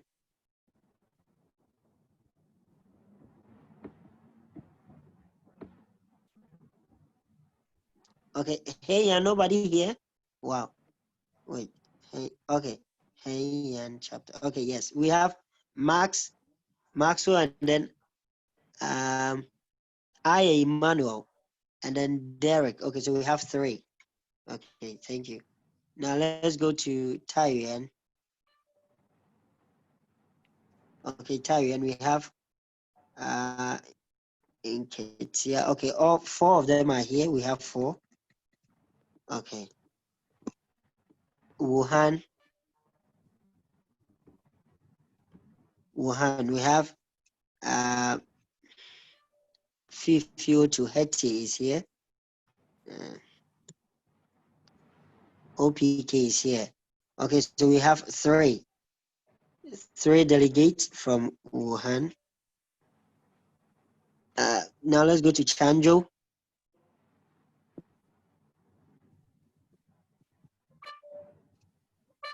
Okay, Chanzhou, we have Kobe.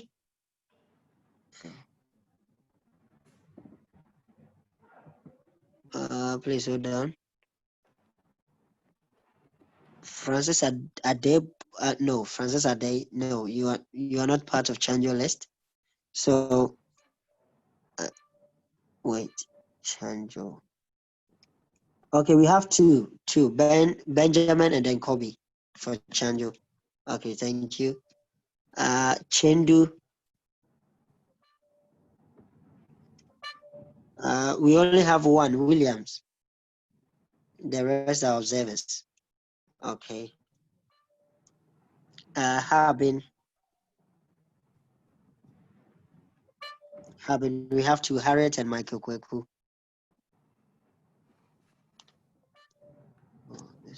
Okay, Weifan, we have wow.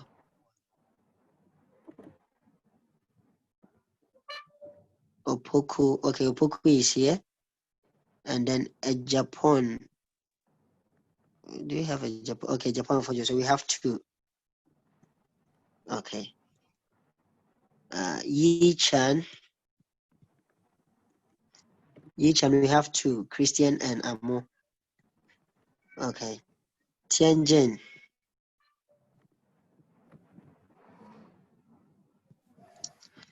Tianjin, we have Amaglu, Asanto Goffred, Prince, Thais, and some men. So 5 of them are here. Okay. Oh wow, there are a lot of people waiting behind, but we've already crossed. Okay. All right, now let's go to Janjiako.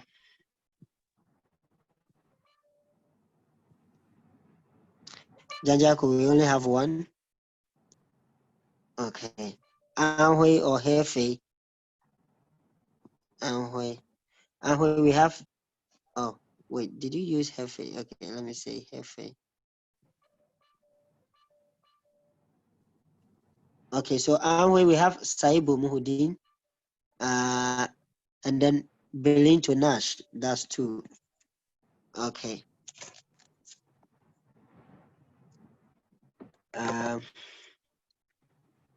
We go to Sherman. Sherman, Richard Yabua. Yeah, Yabua Richard is here. Christabel is here, so 2. Roxanne, you are not a delegate, I realize. Okay, so Jinjo, we have 2. Josephine and Samuel. Okay. Shian.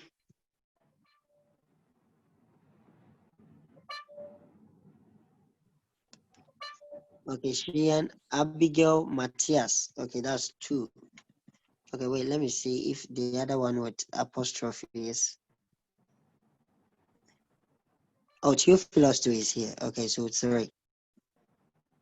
Okay. Okay, so we go to Hanjo. Hanjo, we have Gideon Boyate.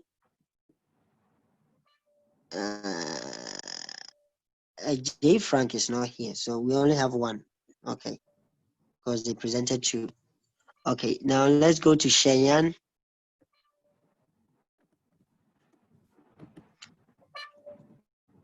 Cheyenne, we have Asiama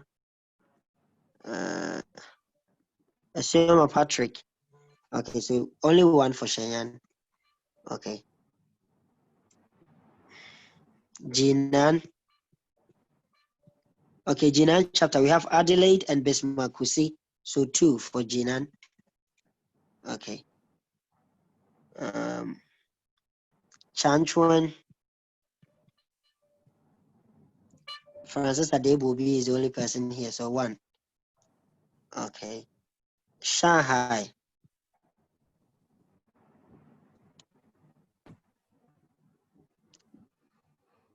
Shanghai, we have Kwamena is here.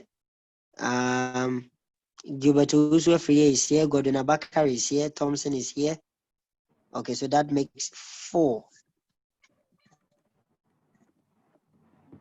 Okay.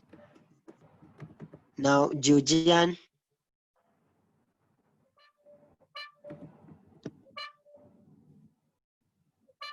Jujian, we have 2, Otinyo and Afo.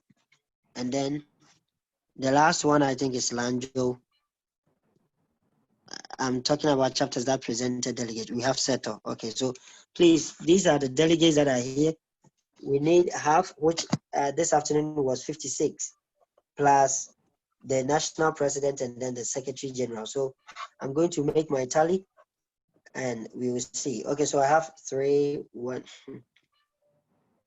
3, 1, that's 9, 4 plus 5, 9, 12, 16,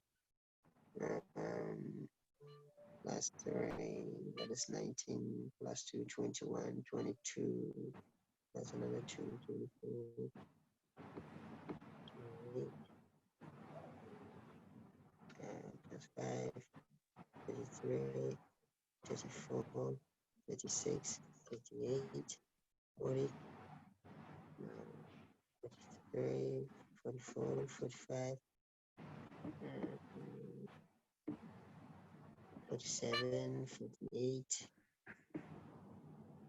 52, plus 3, 55. All right, so per our number, we have 55. At 55, according to the tally I just made, we need just one, or we need an additional one to form a quorum. And okay, Godfrey, your hand is still up.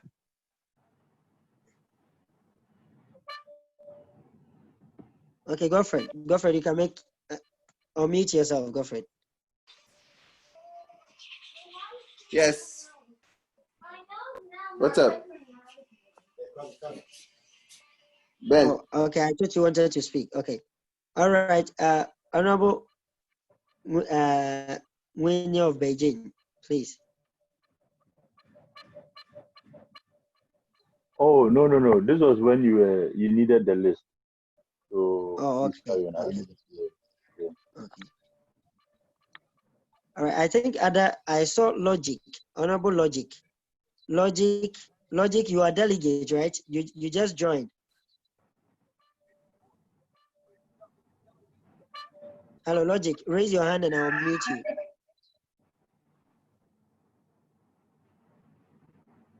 Okay. Michaela Jinjan, delegate. Okay. Also just joined. So I think we were 55. So I just saw a delegate just joined. That'll give us 56. I think we can. Okay, Bonzi, Micah, you just joined, right?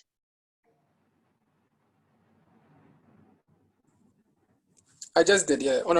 Yeah. Okay. So yeah. All right. Okay. Well, I Micah just too did. is the delegate. All right. Okay. So please, with that, I think we've just formed a quorum. Let's decide. We have 3 motions. Congress, let's decide what to do. We proceed now with the reading of manifestos by the other aspirant apart from the presidential, or that's the first motion. And the second one is we put on hold, reconvene tomorrow, later today. We already in Monday. So later today, and then we proceed after JC and the vetting committee have looked at Honorable Franklin's issue, and then we proceed. Or we put this whole election on hold, reconvene after about a week when all these issues have been resolved. So that's motion 3. So please, let's decide, Congress. First, we are going to vote on the first motion. Please, you can only vote once. And I'm going to straightly take note of those that raise their hand in all the motions. If you vote twice, your vote wouldn't be counted for any of the decisions you make. So first, we are going to go with option 1. Please clearly indicate if I see your name and it's not in accordance with the list I have here, I think I cannot count your vote. And I'm going to also take screenshots and then I'll later tally as I did in the afternoon. So please, Congress, the first motion, we should proceed, put the presidential position on hold. We have 2 minutes to raise our hands. Now, this time, the decision is made by Congress, which is made up of Senate, committee members, NEC aspirants, and chapter delegates. Now, everyone can make the decision, just as we did in the afternoon. So please, but not observers. If you are an observer, you'll not be counted. Okay, so there we go. Option 1, we are starting at exactly, according to my time, 12:49, and we will have 2 minutes. So 12:49 to 12:51. So when it's 49, I'll tell you that you raise your hand if you are going for option 1. And we have 2 minutes to decide. Okay, my time is 49, so now you go. If you are for option 1, we continue with the manifesto reading and we put the presidential positions on hold while the others read their manifesto. If you are for option 1, please raise your hand. Okay, I see only Theophilus. Okay, that's okay. Okay. You can only vote once. Okay.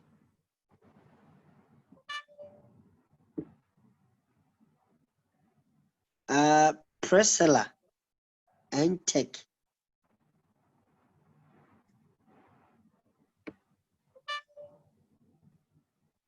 Priscilla, are you a delegate or observer?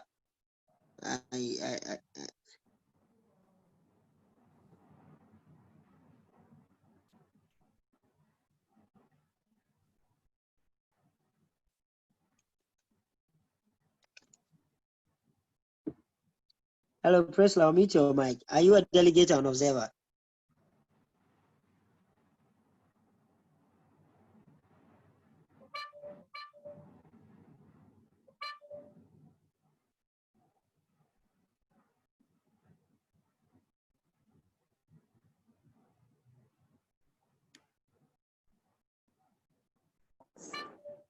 Observer. Okay, so please then put your hands down, my dear. Sorry, you can put your hand down. Okay, all right. So we have, no. Please, those that raise your hand, why have you lowered them? I haven't told you to lower your hand. Please, if you raise your hand for option 1. Okay, anyway, time is not up. Okay, now my time is up. So I see 2 hands up. Priscilla, you said you're an observer, so yours doesn't count. But I'll take the screenshot anyway. Okay, so I see Theophilus. Okay, I've taken my screenshot. I see 2, but Priscilla is clearly not part, so that will be 1 for option 1. Okay, all right. Priscilla, lower your hand, please. Okay, so now Honorable Theo, you can lower your hand. You can lower your hand. Okay. Lower your hand, Priscilla. Okay.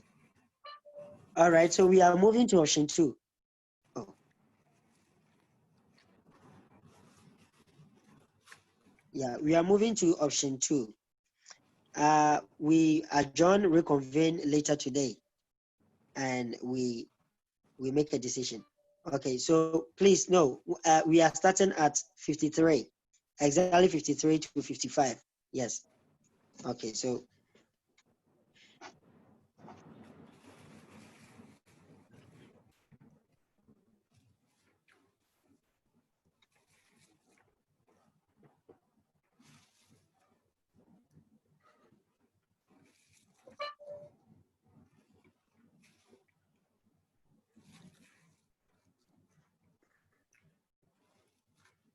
my time is not 53 yet, so please put your hands down.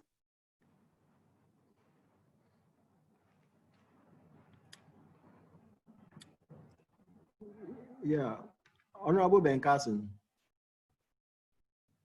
Honorable Franklin, is it pertaining to the voting? Yeah, how many options do we have? Is it 2 or 3? We have 3. Option 1. Okay. I think I've repeated this several times. Okay, yeah. Okay, it's 53. Option 2, we adjourn, reconvene tomorrow, later today, because it's already Monday, later today. All right, so that you raise your hand, you can only vote once. Okay. Don't put your hands down until I tell you to, please. Okay.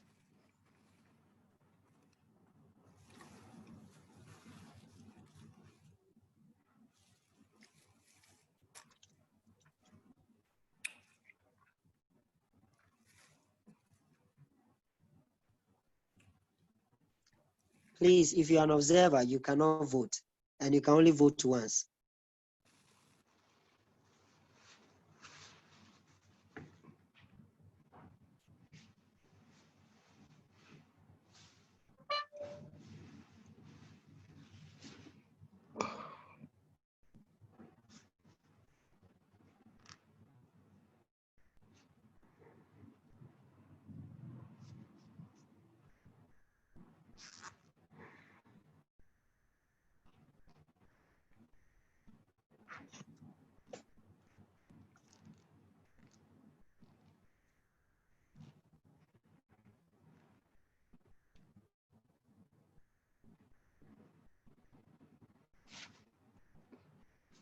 Please. Wow. I think there was a way to stop members from coming in the afternoon, right? I think it's distorting the screen. Okay, anyway. Okay, please don't put your hands down. Don't put your hands down. I'm here to take my screenshot, so please hold on. Okay.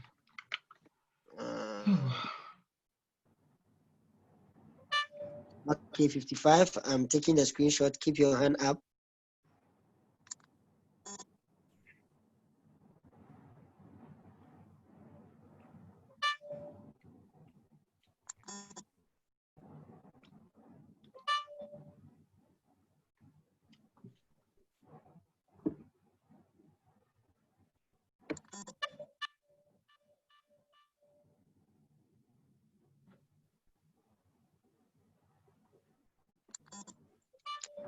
Okay, please, you may lower your hand.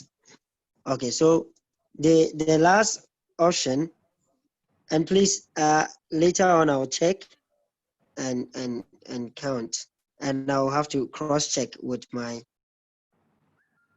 delegates list. With my list and together with the committee list and the others. Okay, so please now lower your hands. Let's go to option 3. Lower your hands, everyone.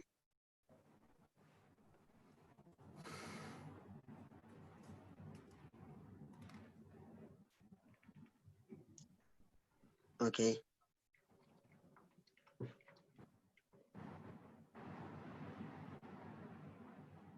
Okay, lower your hands. Okay, Honorable PK, please lower your hand.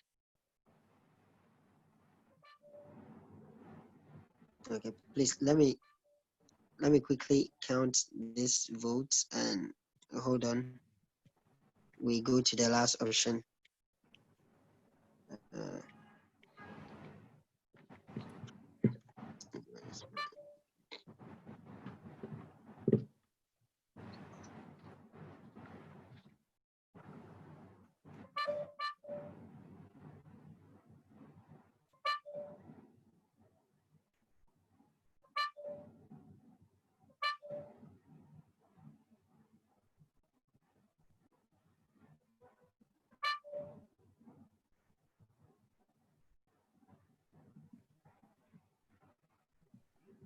Okay, so these are the 1, 2, 3, 4, 5, 6, 7, 8, 9,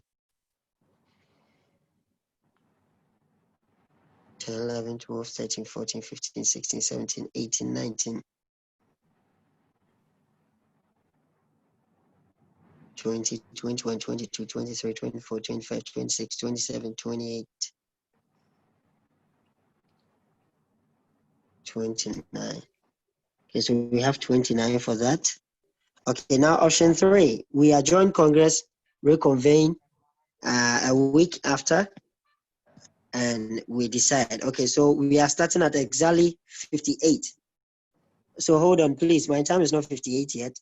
We are starting at it. Okay, it's 58. Now you can raise your hand if you are for that option. Yes, you can only vote once, and like I said, I will compare. If you double vote, your vote will be nullified. Okay.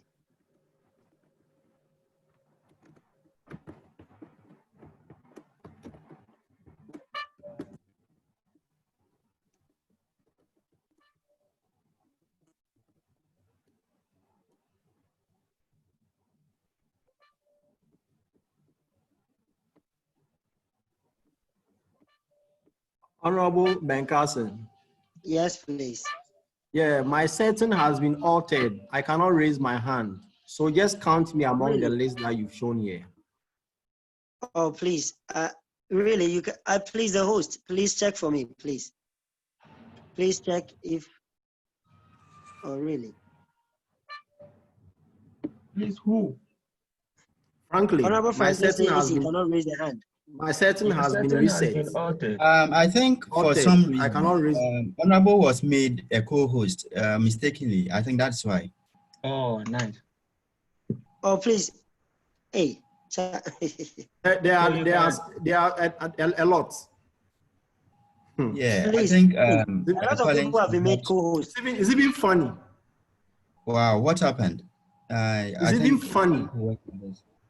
You see? Yeah.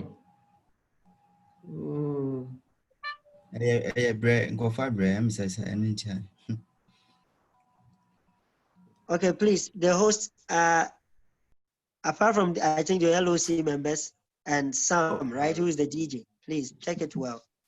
Okay, so we are stopping at 60. So at 60, keep your hand up. I'll count, then take the screenshot. And then I'll have to later check those that did the double voting, if any. Okay, so it's o'clock. Keep your hand up. Keep your hand up. I'm taking my screenshot.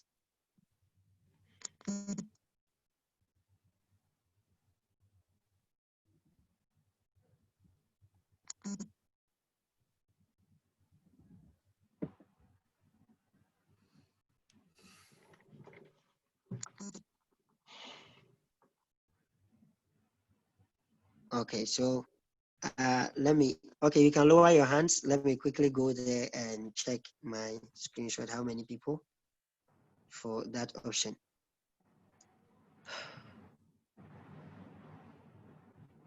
Okay, so I have, okay, Thompson, 1, 2, 3, 4, 5, 6, 7, 8, 9, 10, 11, 12, 13, 14, 15, 16, 17, 18, 19, 20, 21, 22, 23, 24, 25, 26, 27, 28, 29, 30. Okay, so we have 30 for this option.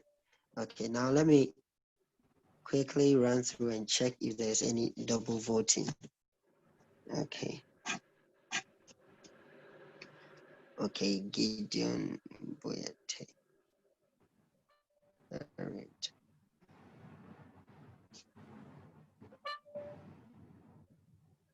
Well, okay, please, just a moment. Okay.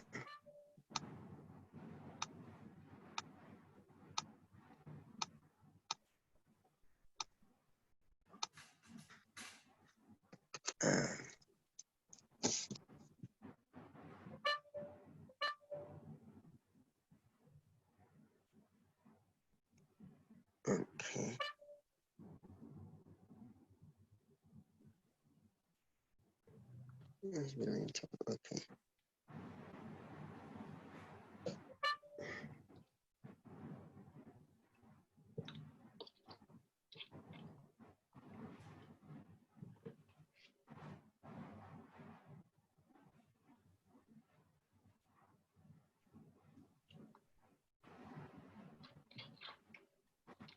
Okay, all right. So I think by a simple majority, option 3 has won. That we put Congress on hold, come back next weekend when all these issues have been resolved, and we decide. We proceed with manifesto reading and then voting. I think per the decision of Congress, that is what we have decided. I think we will give. I see people. Okay, he said how he could not raise. Oh, okay. Who says please? You did not count Franklin. He raised. I think Franklin, you were able to raise your hand, right? No, but did you count me? I wasn't able to, so count me to it. Okay, so that will be 31 then. All right. Yeah. I still the option 3. Yeah, so okay.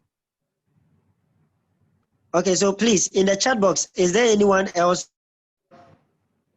a problem? In the chat box, is there anyone else who was facing similar problem?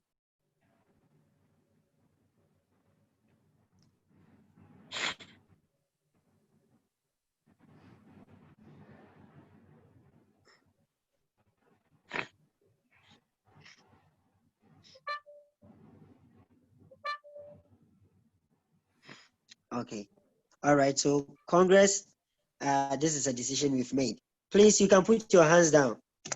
You can put your hands down.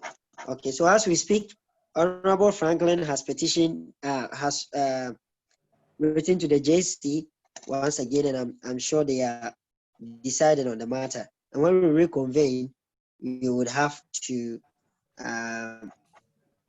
we would know what to do next. I think that will give them ample time, together with Honorable Nana and Co, to bring their case forward. And then when we meet, Congress will be well informed. But I think now we would also have to decide on a date. I think we said next weekend.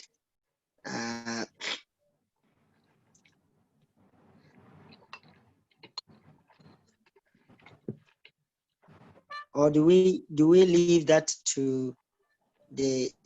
I think Congress will have to choose a date, unless someone has something else to say.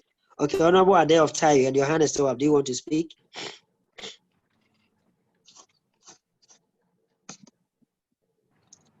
Honorable Ade. Hey, yeah, Honorable. No, it seems I'm sleeping. That's why. Oh, sorry. Okay, Honorable Chafindemi.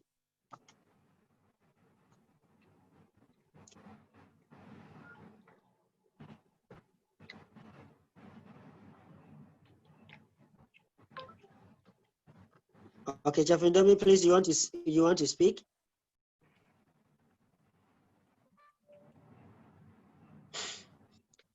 Okay. Please. No. Oh no. Okay. Oh no. All right. Please.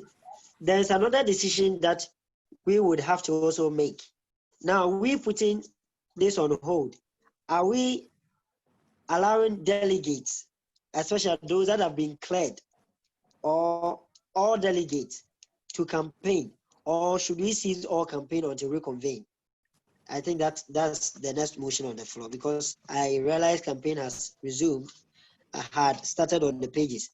Do we put campaigning on hold, or okay? Is that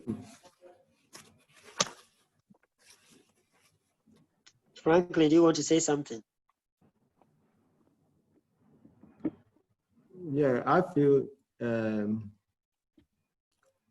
by natural justice, campaign should be put on hold. When there's an issue with an electoral process, you don't allow parts of it to go ahead. So campaign should be put on hold until all issues are rectified. Okay, all right. This is what is done everywhere. Okay, all right, I hear. Honorable Prince, Thais. Okay, Prince.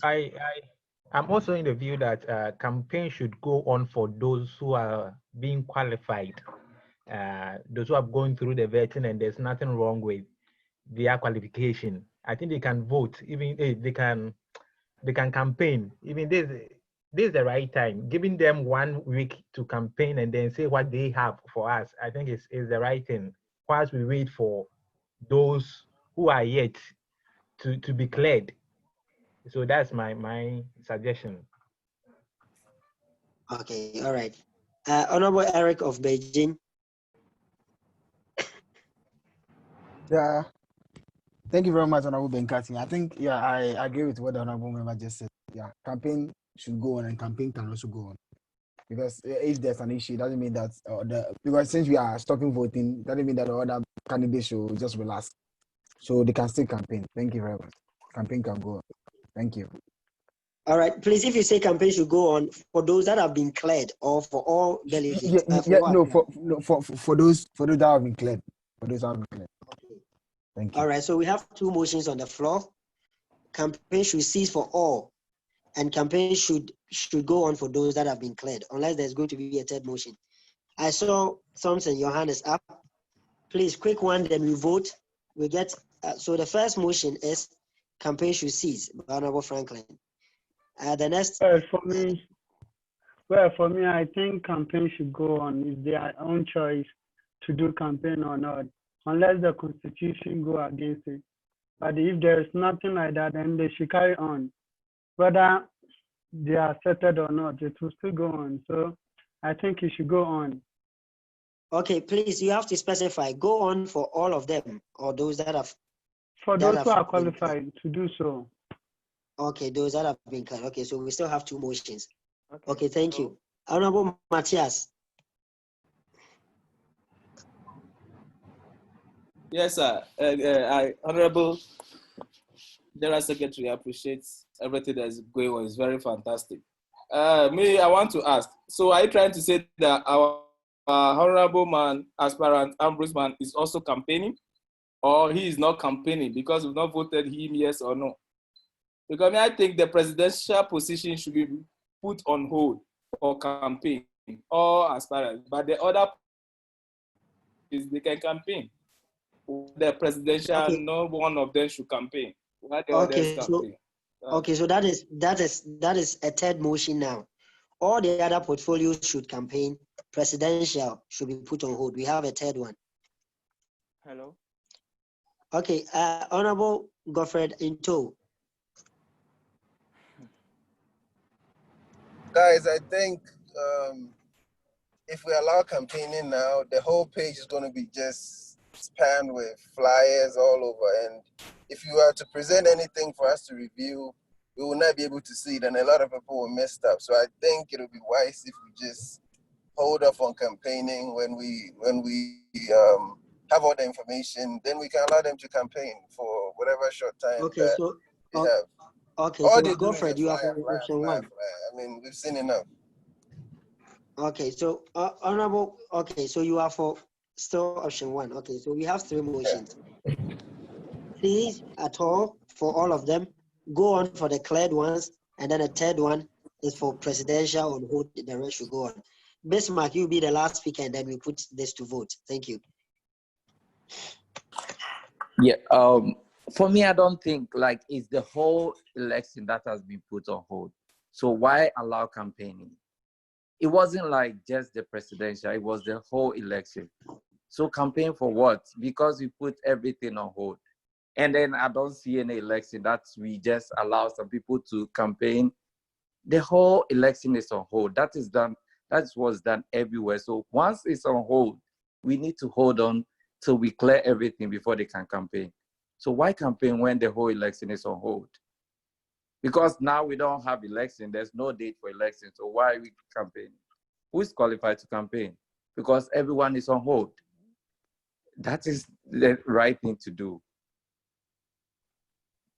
Okay, I think in as much as your point is well made, other delegates have also made a point, and that is why we would have to put it to vote. Hello, So Honorable thank Benghazi. you. Your point is well made. Yes, who is speaking? Yeah, Sam. Because I'm a Yes, co-host, okay. I can't raise up my hand. When I send you a message to you, can't see. You are busy. Oh, sorry. Yeah, Okay, what are you it's saying? all right. Okay, I just have a question. Is Congress restricting itself to the petition and, let me say, the allegations that have been made now, or further allegations can be made within the week? Because looking at how people are preparing petitions and all that, I wouldn't be surprised when by Friday we have a bulk of allegations and petitions raised by different people and different parties on a candidate and all that.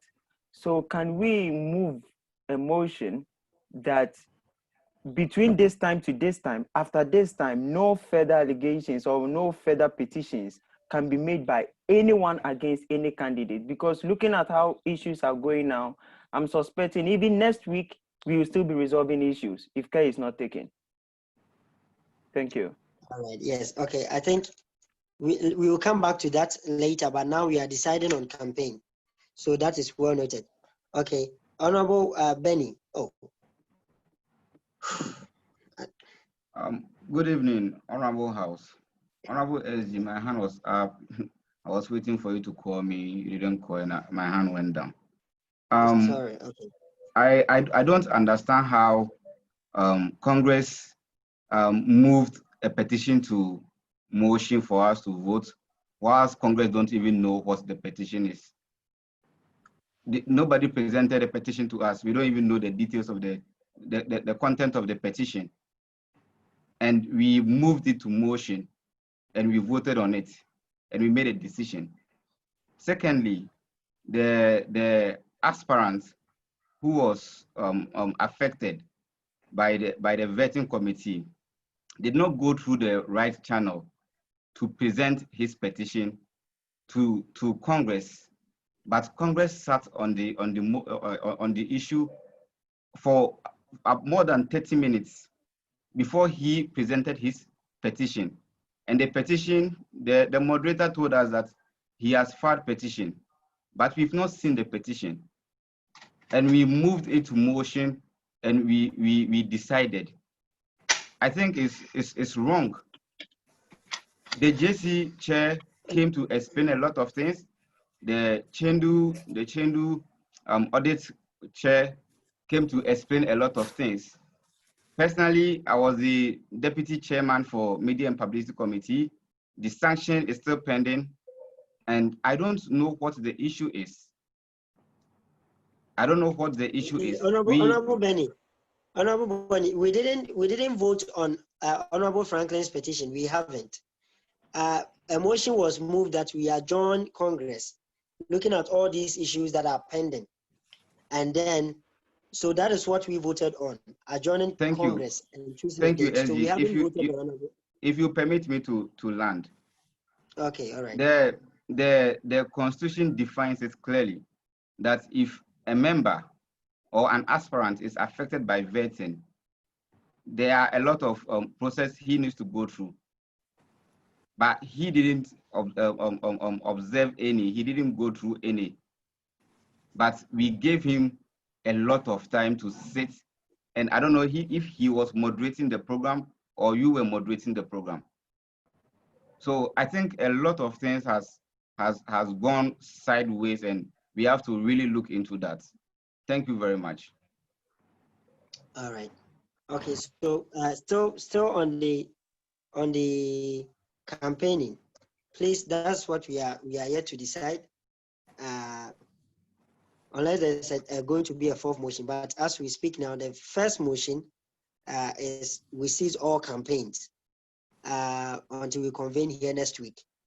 The second one is campaigns should go on for those that have been cleared, and the third one is for presidential. The presidential positions should not campaign; the rest can campaign. Okay, so please let's put your hands down. Let's go back to our voting again.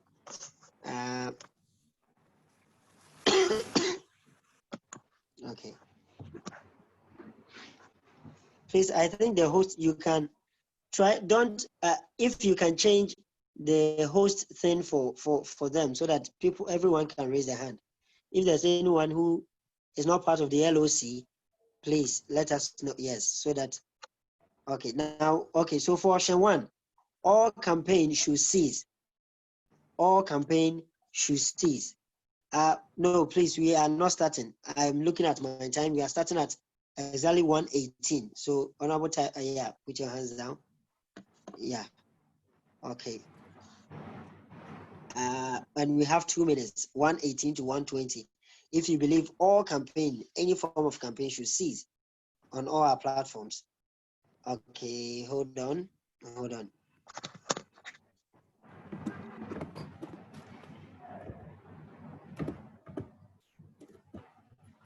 Okay, now you can raise your hand. Option 1, any form of campaign should cease.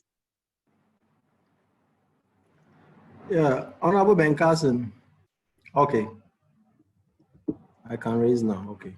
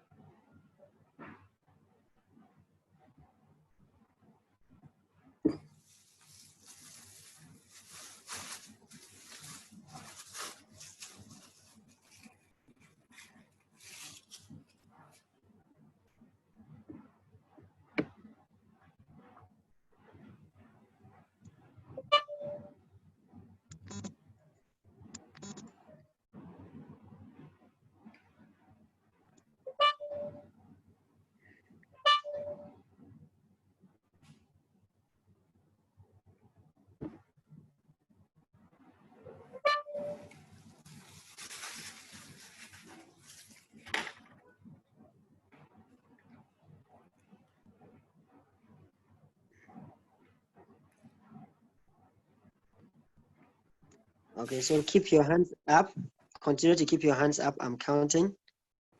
1, 2, 3, 4, 5, 6, 7, 8, 9, 10, 11, 12, 13, 14, 15, 16, 17, 18, 19, 20, 21, 22, 23, 24, 25, 26, 27. Okay, so we have 27.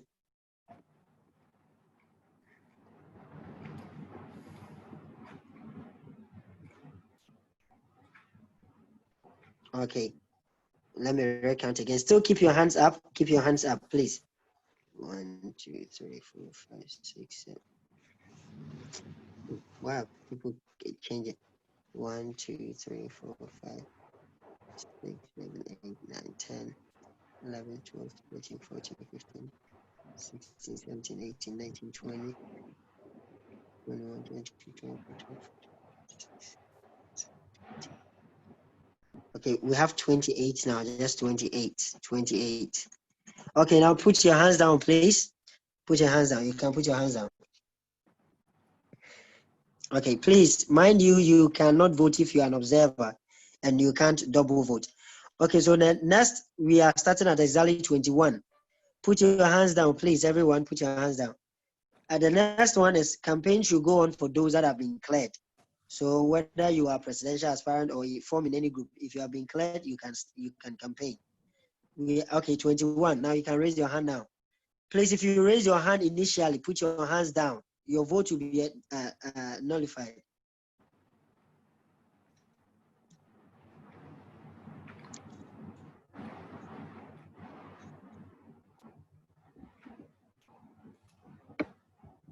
Okay, let me put my hand. Okay.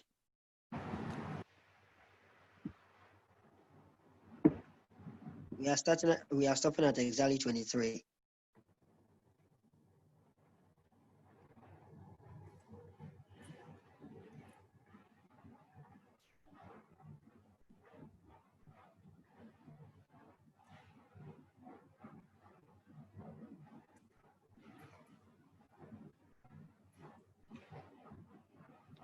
Salom, I think you voted in the first one, right?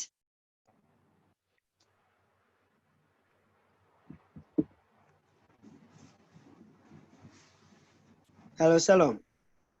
Okay.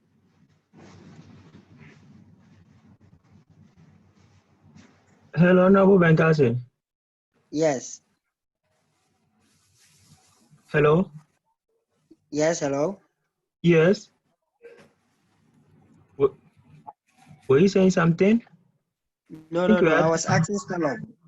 I Okay, think okay, Salom sorry. already voted and he was. Oh, sorry. Okay, Aurelia, is it Aurelia Yibonte?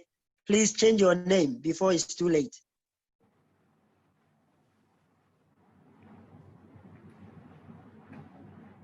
Aurelia, will rename your if that is you, rename.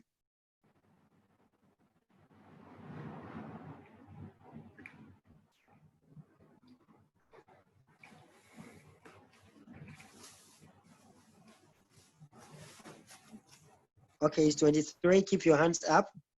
We have 1, 2, 3, 4, 5, 6, 7, 8, 9, 10, 11, 12, 13, 14, 15, 16, 17, 18, 19, 20. So I'm looking at 20.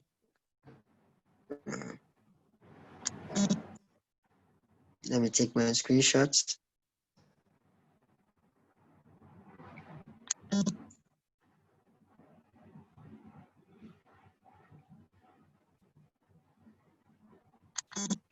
Okay, so we have 20 for the second.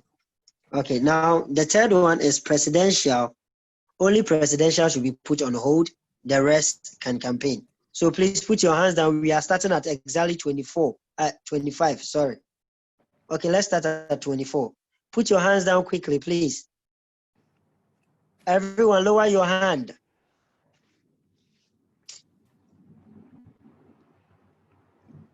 Okay, all right, so we are starting now. If you think only the presidential should be put on hold, the rest can campaign, you can raise your hand. If you've already voted, please don't vote. Okay.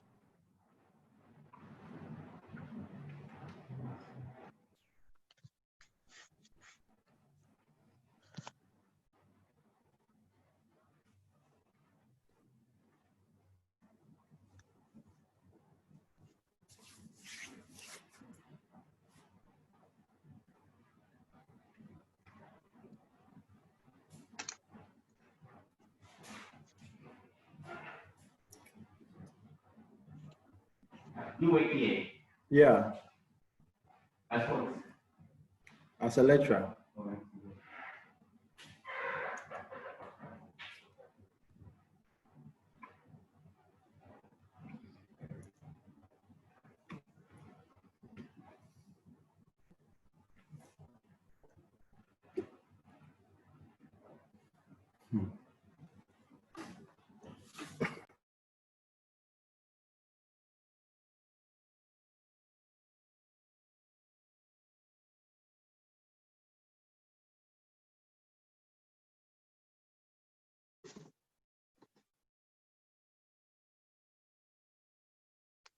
Okay, time is up. I have 3 people here. I'm taking my screenshot. Oh no, some few seconds, sorry. 5, 4, 3, 2, 8. When I hijacking my timing. Okay, yes, now it's fine. Okay. Okay, so I have three people going for that option. Okay, so the first one, all campaigns should cease, or any form of campaign should cease, as one with 28. So please, no campaigning, no campaigning. All right, now you can put your hands down. Please, I think Sam raised a very important issue here. If we don't take care, we will still be taking petitions and solving them as Congress. So I think Congress can also decide if, I think looking at the situation and the reason why we've postponed, a motion has come that we should give a timeline that all these issues should be resolved. If anyone has issue, it has to be resolved prior to some time, so that when we meet, we know that we are just coming to hear the manifesto and also vote. I think that is a motion, right? If there's going to be another motion, or we just vote a yes and no on this decision. And please, Honorable Sam, I will call you. I want to call you back for you to clear. Is there a date that you want to attach to your motion? Honorable Benkaisen, I think, Honorable, we've made request. Congress has decided that the aspirant for the president, Honorable Robert, is to go to his school to, that is, give information about how his school can be contacted. So we have to give a deadline for that. Then number 2 is about the Honorable Franklin's decision, petition, which decisions has to be made by the Judiciary Committee. So I move that we should focus on that one. Then the next one is the Financial Controller, which another petition has been made against his nomination or anything. We should focus on that one. These 3 are the most important reasons why we are moving to next week. And therefore, I move that we should focus on these 3.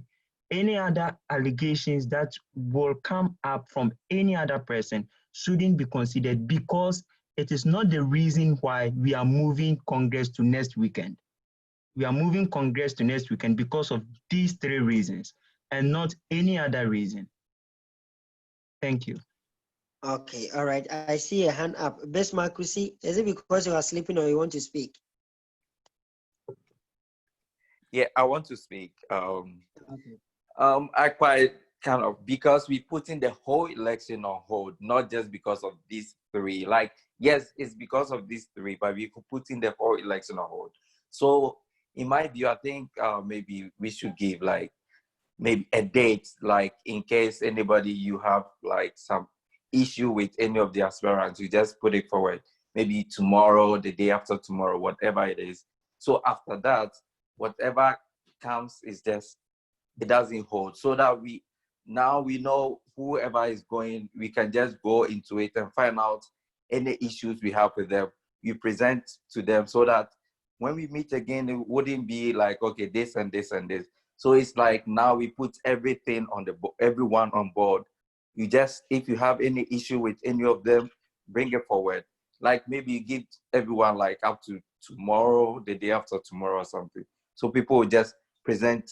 Maybe, who knows, there's some of the people who went through, but then under it, maybe there are some other issues we didn't know. So now that we know, we can bring out our issues. Since we've held elections till next week, we need to put everybody on board. Then we can know who is qualified and who is not qualified. So when we come like next week or whatever day is set, we just come in to vote, listen to the manifesto and just vote. So now everybody should be on board, because it's not just the presidential aspirant, it's everybody, it's all election that has been put on hold. That's what I think. Okay, all right. Demayako, please. If you have a point. I think one other issue that was very critical during this Congress was the report from the National Audit. The audit report of the National Financial Report. Is that not it? I think it was not very conclusive. The financial control national was not able to give us a conclusive audit report, and it was an issue hanging. So I think we can add that one, what we are trying to push to next week. Just like others have indicated, we'll propose that from today, we are on Monday up to Wednesday, at least all outstanding issues that people have and complaints that they have must be lodged to the appropriate courts. So that besides from Wednesday onwards, from Thursday onwards, any other issue that any other person brings, that we can sweep it under the carpet. So let's quickly add the financial issue to this election issue so that we are able to address all outstanding issues for this particular Congress and then this year. Thank you. Okay, I think Honorable JC Chair hands is up. Okay. Honorable Max, you can unmute your mic. Yeah, thank you very much, Honorable SG. And I think good morning to Honorable House. God bless all of you. I know it's very late, but we are all still online for the sake of the union. There's no doubt that according to Article 13, Clause 7, the Constitution, NUGS-China Constitution gives Congress to be the higher decision making. And I believe that we are all making the right decision for the betterment of the Constitution. But I want to draw your attention to Article 13, Clause 7. If I can read it to all of you. Article 13, Clause 7, I read. Decisions shall be made by simple majority unless otherwise provided for by this Constitution. So I believe we are doing the right thing. However, we must consider that if the decision has been stipulated in the Constitution, we need to consult the Constitution. Why should we consult the Constitution?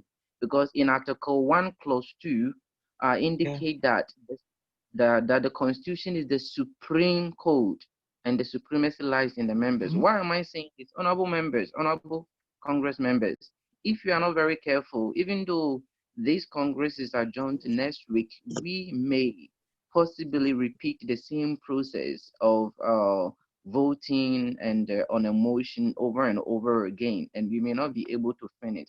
So in my constitutional advice, this is what I suggest.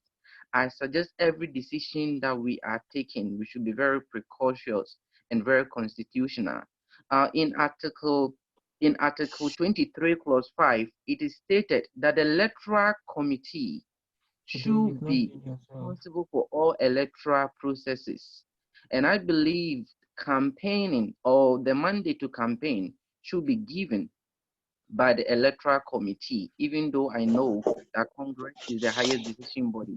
So please, now that Congress has already decided for all campaigns should be put on hold, this is my suggestion that Congress, we should give a date, and I'm suggesting at least Wednesday or Thursday, because this issue that has been raised are going to the appropriate committees. The Judiciary Committee will have to sit on it, Auditing Committee, Vetting Committee. We should give them up to Wednesday or Thursday to bring out their verdict or their finding and their investigation. And this finding or the verdict should be carried to the appropriate committee, being the Electoral Committee, being the Vetting Committee. They should also finalize everything.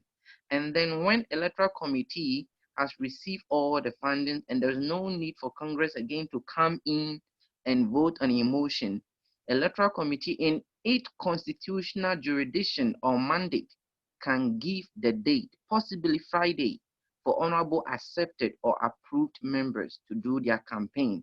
So that next week, God willing, if it's gonna be, Congress is gonna be on Saturday, we are not gonna waste our time again. We are not gonna spend too much time again voting for emotion, but the following activities can be done, such as listening to manifesto and then voting and handing over. I'm really afraid if we do not combine the power of Congress and join it together with the power of the Constitution and do the right thing, we will repeat whatever has happened today again and again.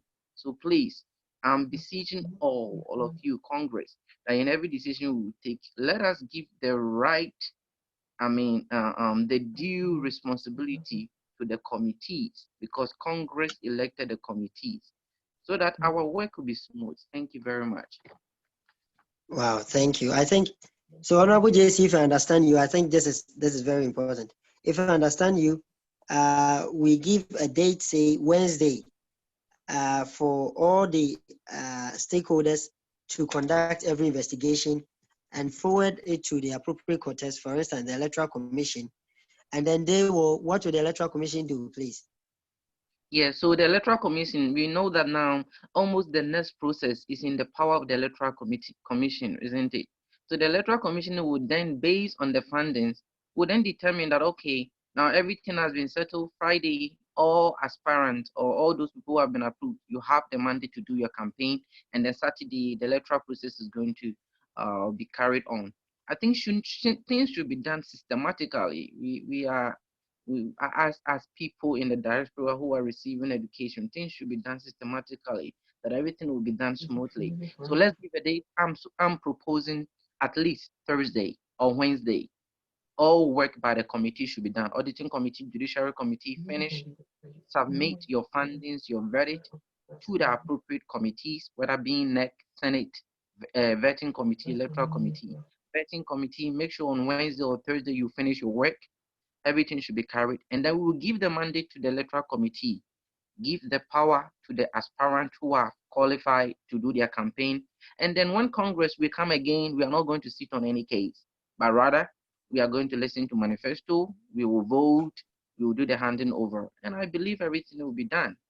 I believe everything will be done appropriately. All right, thank you very much, Honorable JC Chair. Sincerely and frankly, I think as the chair of this Congress, I'm tempted to side with his decision though, but I think we can still put it to vote, a yes or no. I believe it is one way or the other coincide with what Honorable Sam raised, that motion that was on the floor. Honorable Demuyako, you've already spoken. Let me choose someone who has not. Gideon Boyate, right? Yes. Please unmute yourself and speak, and then I think we can put this to motion. And Honorable Afo, you also haven't spoken. Thank you very much. Yeah. I'll continue from where the Honorable left off. For instance, what will constitute misappropriation of funds? He mentioned that there shouldn't be any back and forth when we reconvene. You know, campaign should go on, we should come in, there'll be manifestos, and then we vote and then we go forward. What if Honorable Franklin decides that he's not been treated unfairly? And so I'm no more petitioning the JC, I'm going to the highest level, I'm petitioning the Congress. Because we set a precedence by, we all know Congress is the highest body. So the JC ruled and Congress came in. I'm looking at the worst case. Maybe Franklin, whether accepted or not, or disqualified, decides that, okay, the JC, I think, is not dealing fairly. Let me come to the Congress. What are we going to do? So what will constitute misappropriation where the JC will be final authority so that there will be no back and forth? That's my issue. Thank you. Okay, all right. Honorable Afo Opoku. Okay, thank you very much, Honorable Benkasi. In addition to what the GC said, I think in the first place, if Chendu chapter had done their handling over and all documents had been presented to NEC, we wouldn't have been here today, because by then investigations could have been conducted and all these issues wouldn't have come up. So if in a way we are giving dates, so maybe Thursday, why can't Chendu chapter also handle the issues of the handling over and then look into their financial issues to clear both the president and the financial controller? Then NEC, if everything is submitted to you, you can also look into it before even things gets to the electoral commission and then the judicial committee. This will help shorten everything, because in that, all documentations backing up all these things will be proved, and then we can have a fair decision made by the judicial committee and then the vetting committee. If not, just as the GC said, we are still going to come back here. Thank you. All right, thank you very much. Okay, so wow. Congress. Okay. Then I will allow you to speak. Yes, please.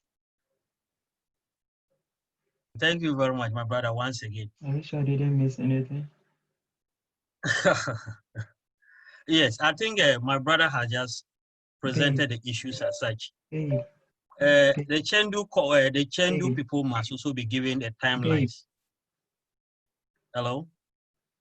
Yes, I'm listening. Yes. Yes, they should be given a timeline to finalize all their financial transactions, and then the audit report given to the appropriate quarters, maybe before Wednesday or Thursday, so that we include them, so that all issues, outstanding issues, as we have indicated, everything must be addressed maybe by Wednesday, Thursday, so that when we meet over the weekends, we know that all outstanding issues have been settled. But if we are still having doubt as to the way forward, especially with regards to the presidential aspect, Congress can take a decision. If we are having issues, why don't we annul the whole process of the presidential issues?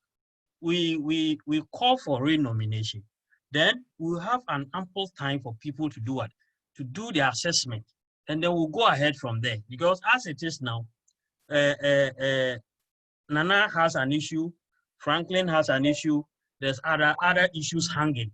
So that if Congress can agree on that the presidential, even the candidates coming, especially two of the candidates have personal issues, they have official issues and other things, and there's a need for us to resolve all these things, then I think that if we can put that aspect, the whole aspect on hold, and reopen for people to be to come and then apply for those positions, I think it will be very, very important. Thank you.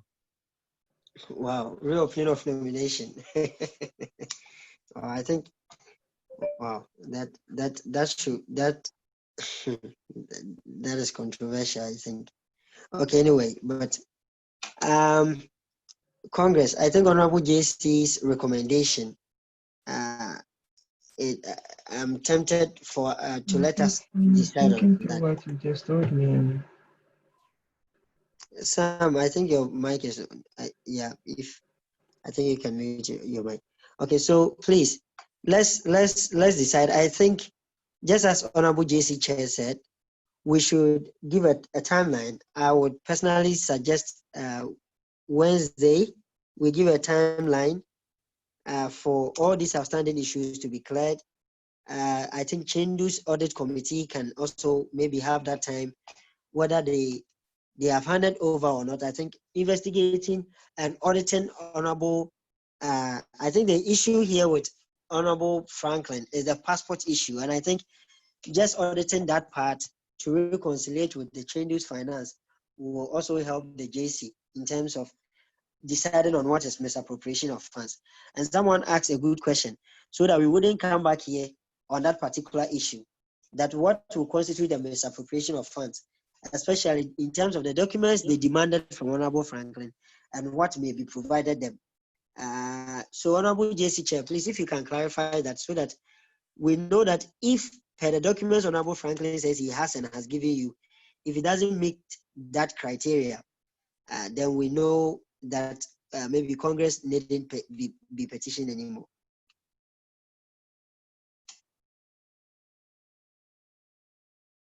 Honorable JC Chair. Hello. Please, you can raise your hand and I will mute you.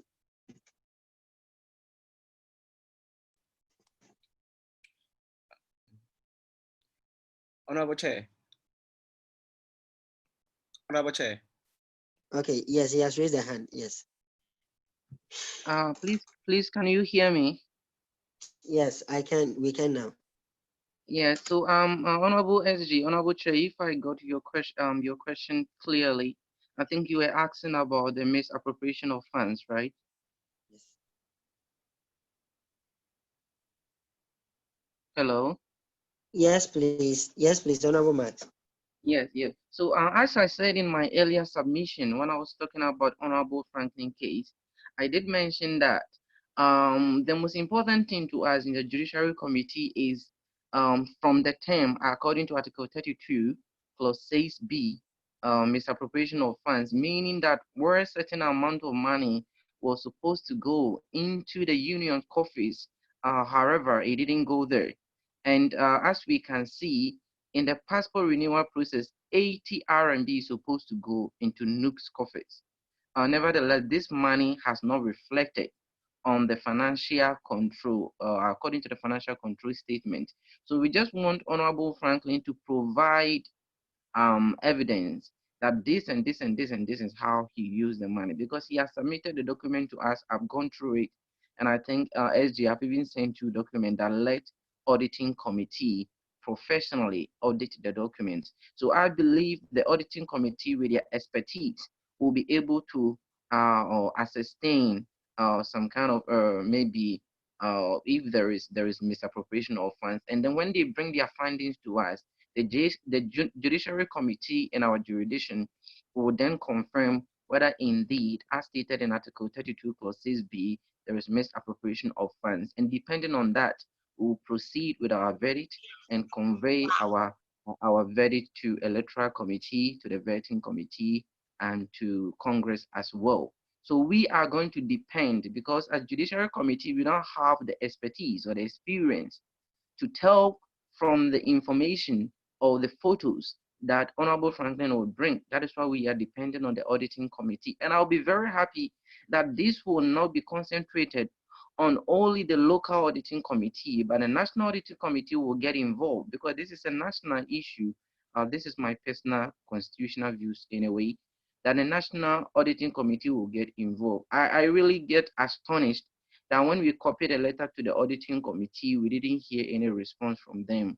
I believe if they had responded, this could have not happened. So I'm beseeching the auditing committee chair, if he could hear me, to get involved, collaborate, or work together with the local auditing committee and investigate into this issue, try to bring their findings to us before Tuesday or Wednesday.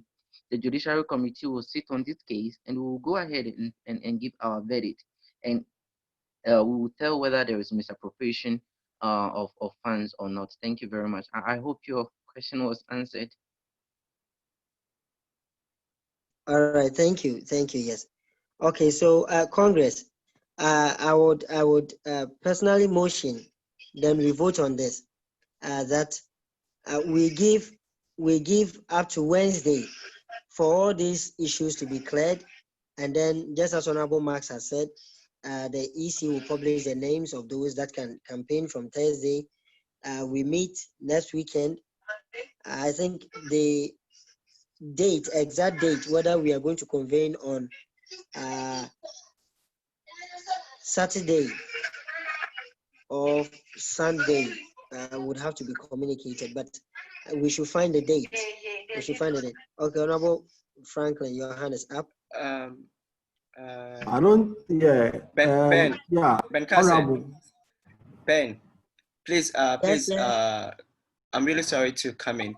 Before Honorable Franklin comes in, I'd like to notify the House that Honorable Felix has another engagement concerning the evacuation process. So he's asking permission to sign out of the platform. Thank you. Yeah. Okay. Yeah, Honorable Franklin, yes, please.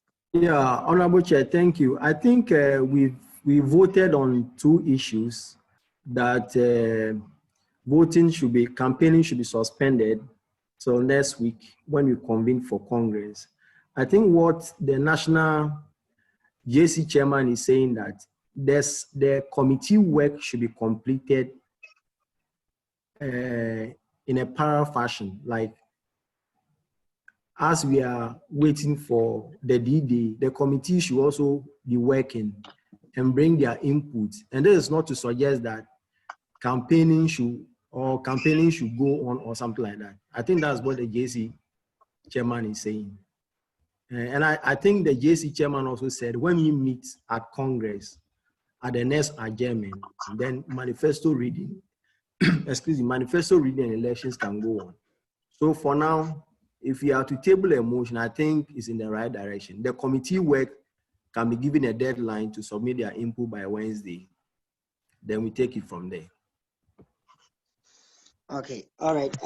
Congress, I think we would also need to attach that based on the timeline that we have been given, all issues in terms of counter petitions or appeals should also be resolved before we meet. I think Congress will also have to attach that and make a firm decision also on that, so that we wouldn't go back and forth again when we meet. So I would like to attach that to the suggestion, the recommendation of the Honorable JC Chair. Okay, Fifi is here. Fifi, so that we just vote a yes and no on that, and then we'll proceed to yes, I'm here once again, and I want to suggest that it is highly possible that we will still be having people sending in petitions and counter petitions and all that, and so on and so forth. If we are not careful, even next week we might not end what we are supposed to do. So I would suggest that the next JC verdicts on whatever matters should be considered final and a final resolution to the matter, such that we would, after all that we are asking for it to be done, when the JC finally brings out their verdict on the matter, I suggest that it should be considered as bringing finality to all the matters. Otherwise, we could be having other petitions, or we can actually, in a very simple case, decide to make it an open vote, just like we did for the other case, where the JC disqualified one on a particular matter and Congress thought otherwise. If we don't find a way to put a stop to the ongoing petitioning and counter petitioning, we might have to stretch this thing till probably the beginning of September, which is not what we want. So I think if we can find a way to bring finality to all the matters, help us. And again, I want to bring this to your notice, Honorable Chair. The case relating to one of the aspirants, which is Robert, for the presidency, I think we have notified him to contact the school for a particular information. And as we know, the university is not obliged to provide that information to him or to any of us. So I hope we have that in mind, to know that if he is unable to produce that, what could be the repercussions on him, and the fact that the university itself is not obliged to succumb to any demands from him or from this particular union. Thank you. All right. I think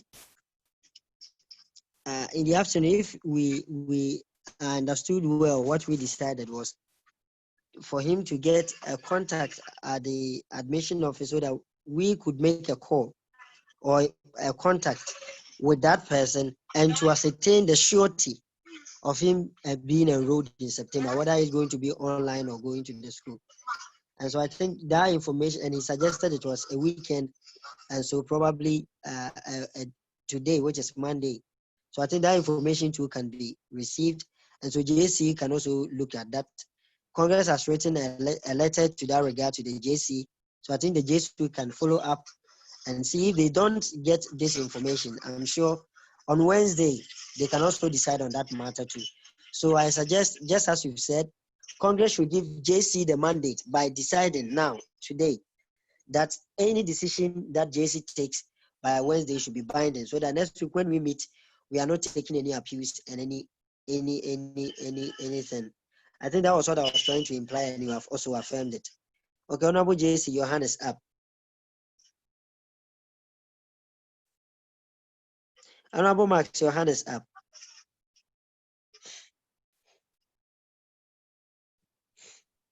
Honorable Max, yes, your hand is up. Okay, all right. So Congress, the Honorable President has delegated me to take his role. So please, we are still going to vote and decide on that.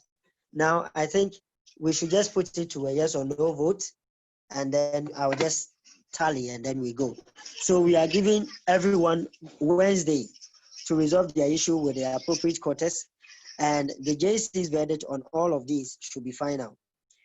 I think that's the motion that is on board, and we are going to just vote a yes or no, whether we accept that or we don't. As we speak, Franklin's documents have been submitted. I think what we told Honorable the Vice President in the afternoon too is clear and can be resolved by Wednesday. And I think the FC guy whose name is Asterisk, I think his issue too, I don't know what it is, but if it's with clearing of accounts, I'm sure it can also be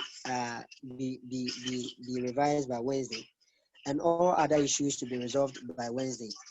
And JC's verdict, if Congress decides yes, should be final, and we are no more sitting on any petition when we reconvene.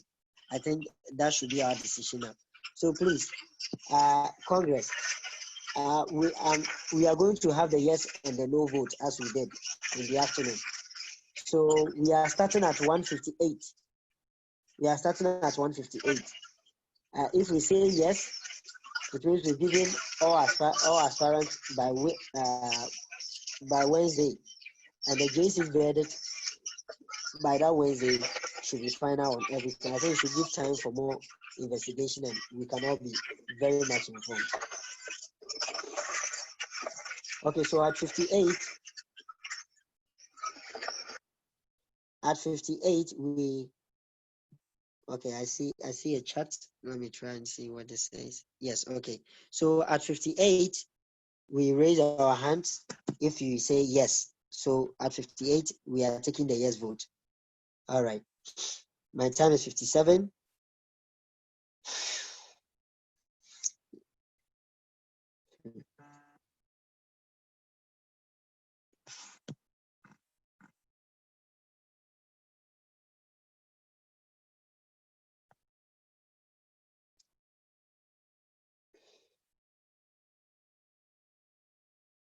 Okay, yes. Okay, so we go. You raise your hand. If you think yes, you raise your hand. And I'm going to count again. Wow. By Wednesday, all issues should be resolved and JC's decision should be final.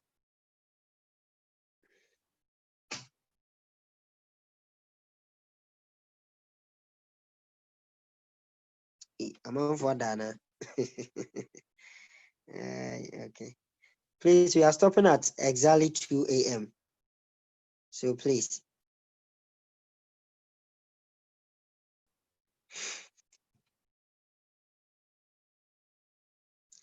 Please, if you cannot, unmute yourself. If you cannot raise your hand, you write it in the chat box, and then we count you.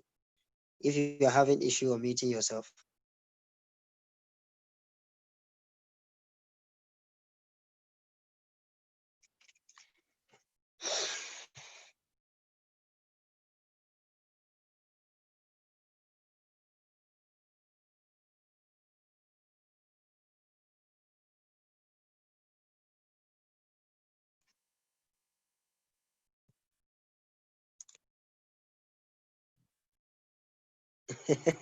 Mother.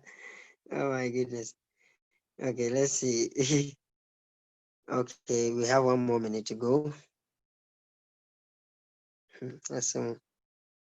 So by Wednesday, all issues should be resolved by the JC. Congress is giving them the mandate to resolve everything. We are not taking any petition, even if you are in your Michael. Yeah, just by the way.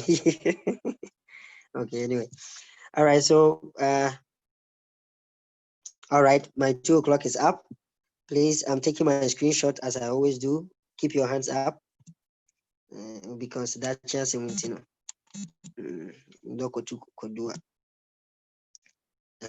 now let me count 1, 2, 3, 4, 5, 6, 7, 8, 9, 10, 11, 12, 13, 14, 15, 16, 17, 18, 19, 20, 21, 22, 23. Okay, so we have 23 for the yes. Okay, please put your hands down at exactly 201. We are starting with the no vote. Please put your hands down, put your hands down, put your hands down, put your hands down, put your hands down, quick, real quick, real quick, real quick. Real quick, real quick, real quick, real quick. Okay. Okay, so now at 201, if you raise your hand, you mean that by Wednesday, even if this issue has been resolved, Congress can still set up if petitions come up.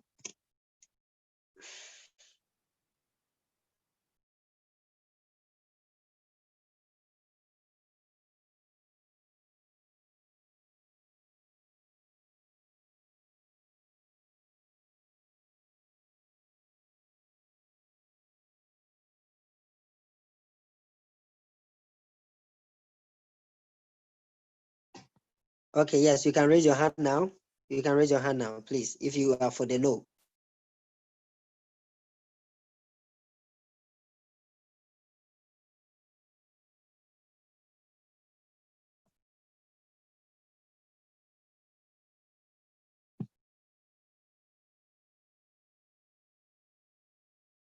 Hey, I know, Madam Paul.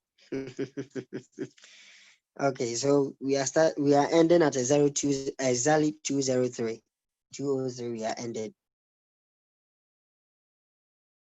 People bet, people bet, people bet.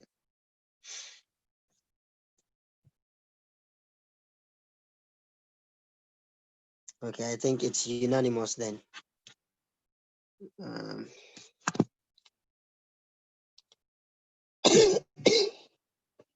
And Wednesday, the massa. The foul they are disqualified, massa. Hey, go for the baby in our chest also be ready.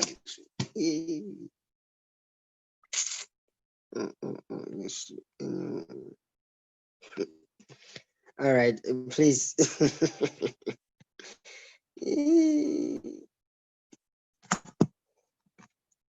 Okay, so okay, 203. My seconds almost up.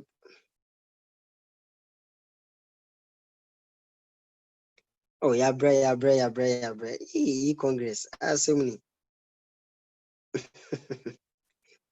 Okay. All right, my time is up. Nobody. So we have 0. We have 0 for the no.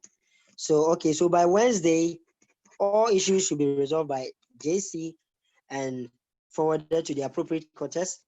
And then we will reconvene for our manifesto reading and proceed to voting.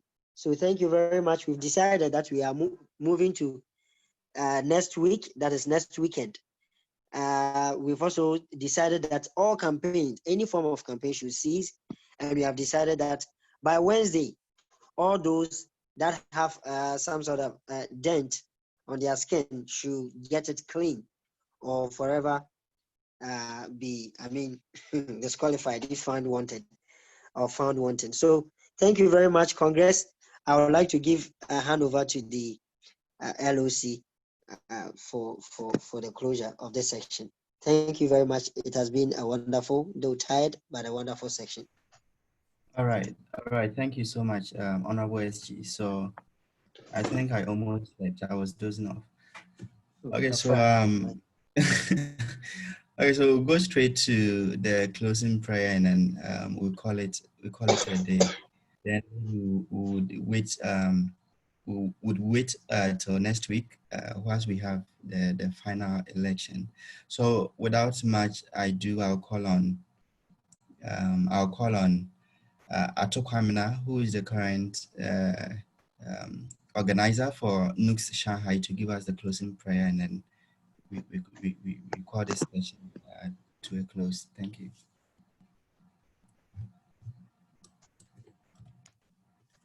Ato Kwamina, are you here?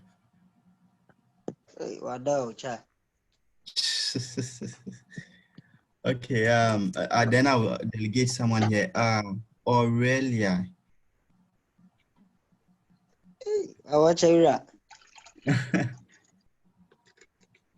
Aurelia, let me unmute.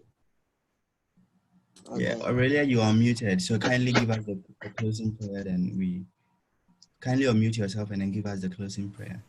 I cannot mute. The host does not allow it. Yeah, we can hear you.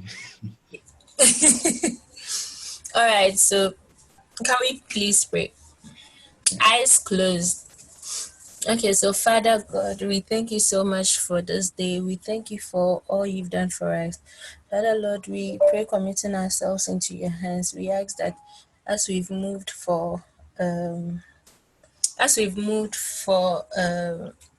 we've moved to postpone this motion. Father, I pray that whatever deliberations, whatever decisions we take, may it be in the interest of the union, and may we take decisions that would later reflect our true patriotism to our country. We pray that as we are all going to sleep, may we sleep well, and may we not receive any more issues, and may everything go on as planned for next week. These are many blessings we ask through your Son Jesus Christ our Lord. Amen.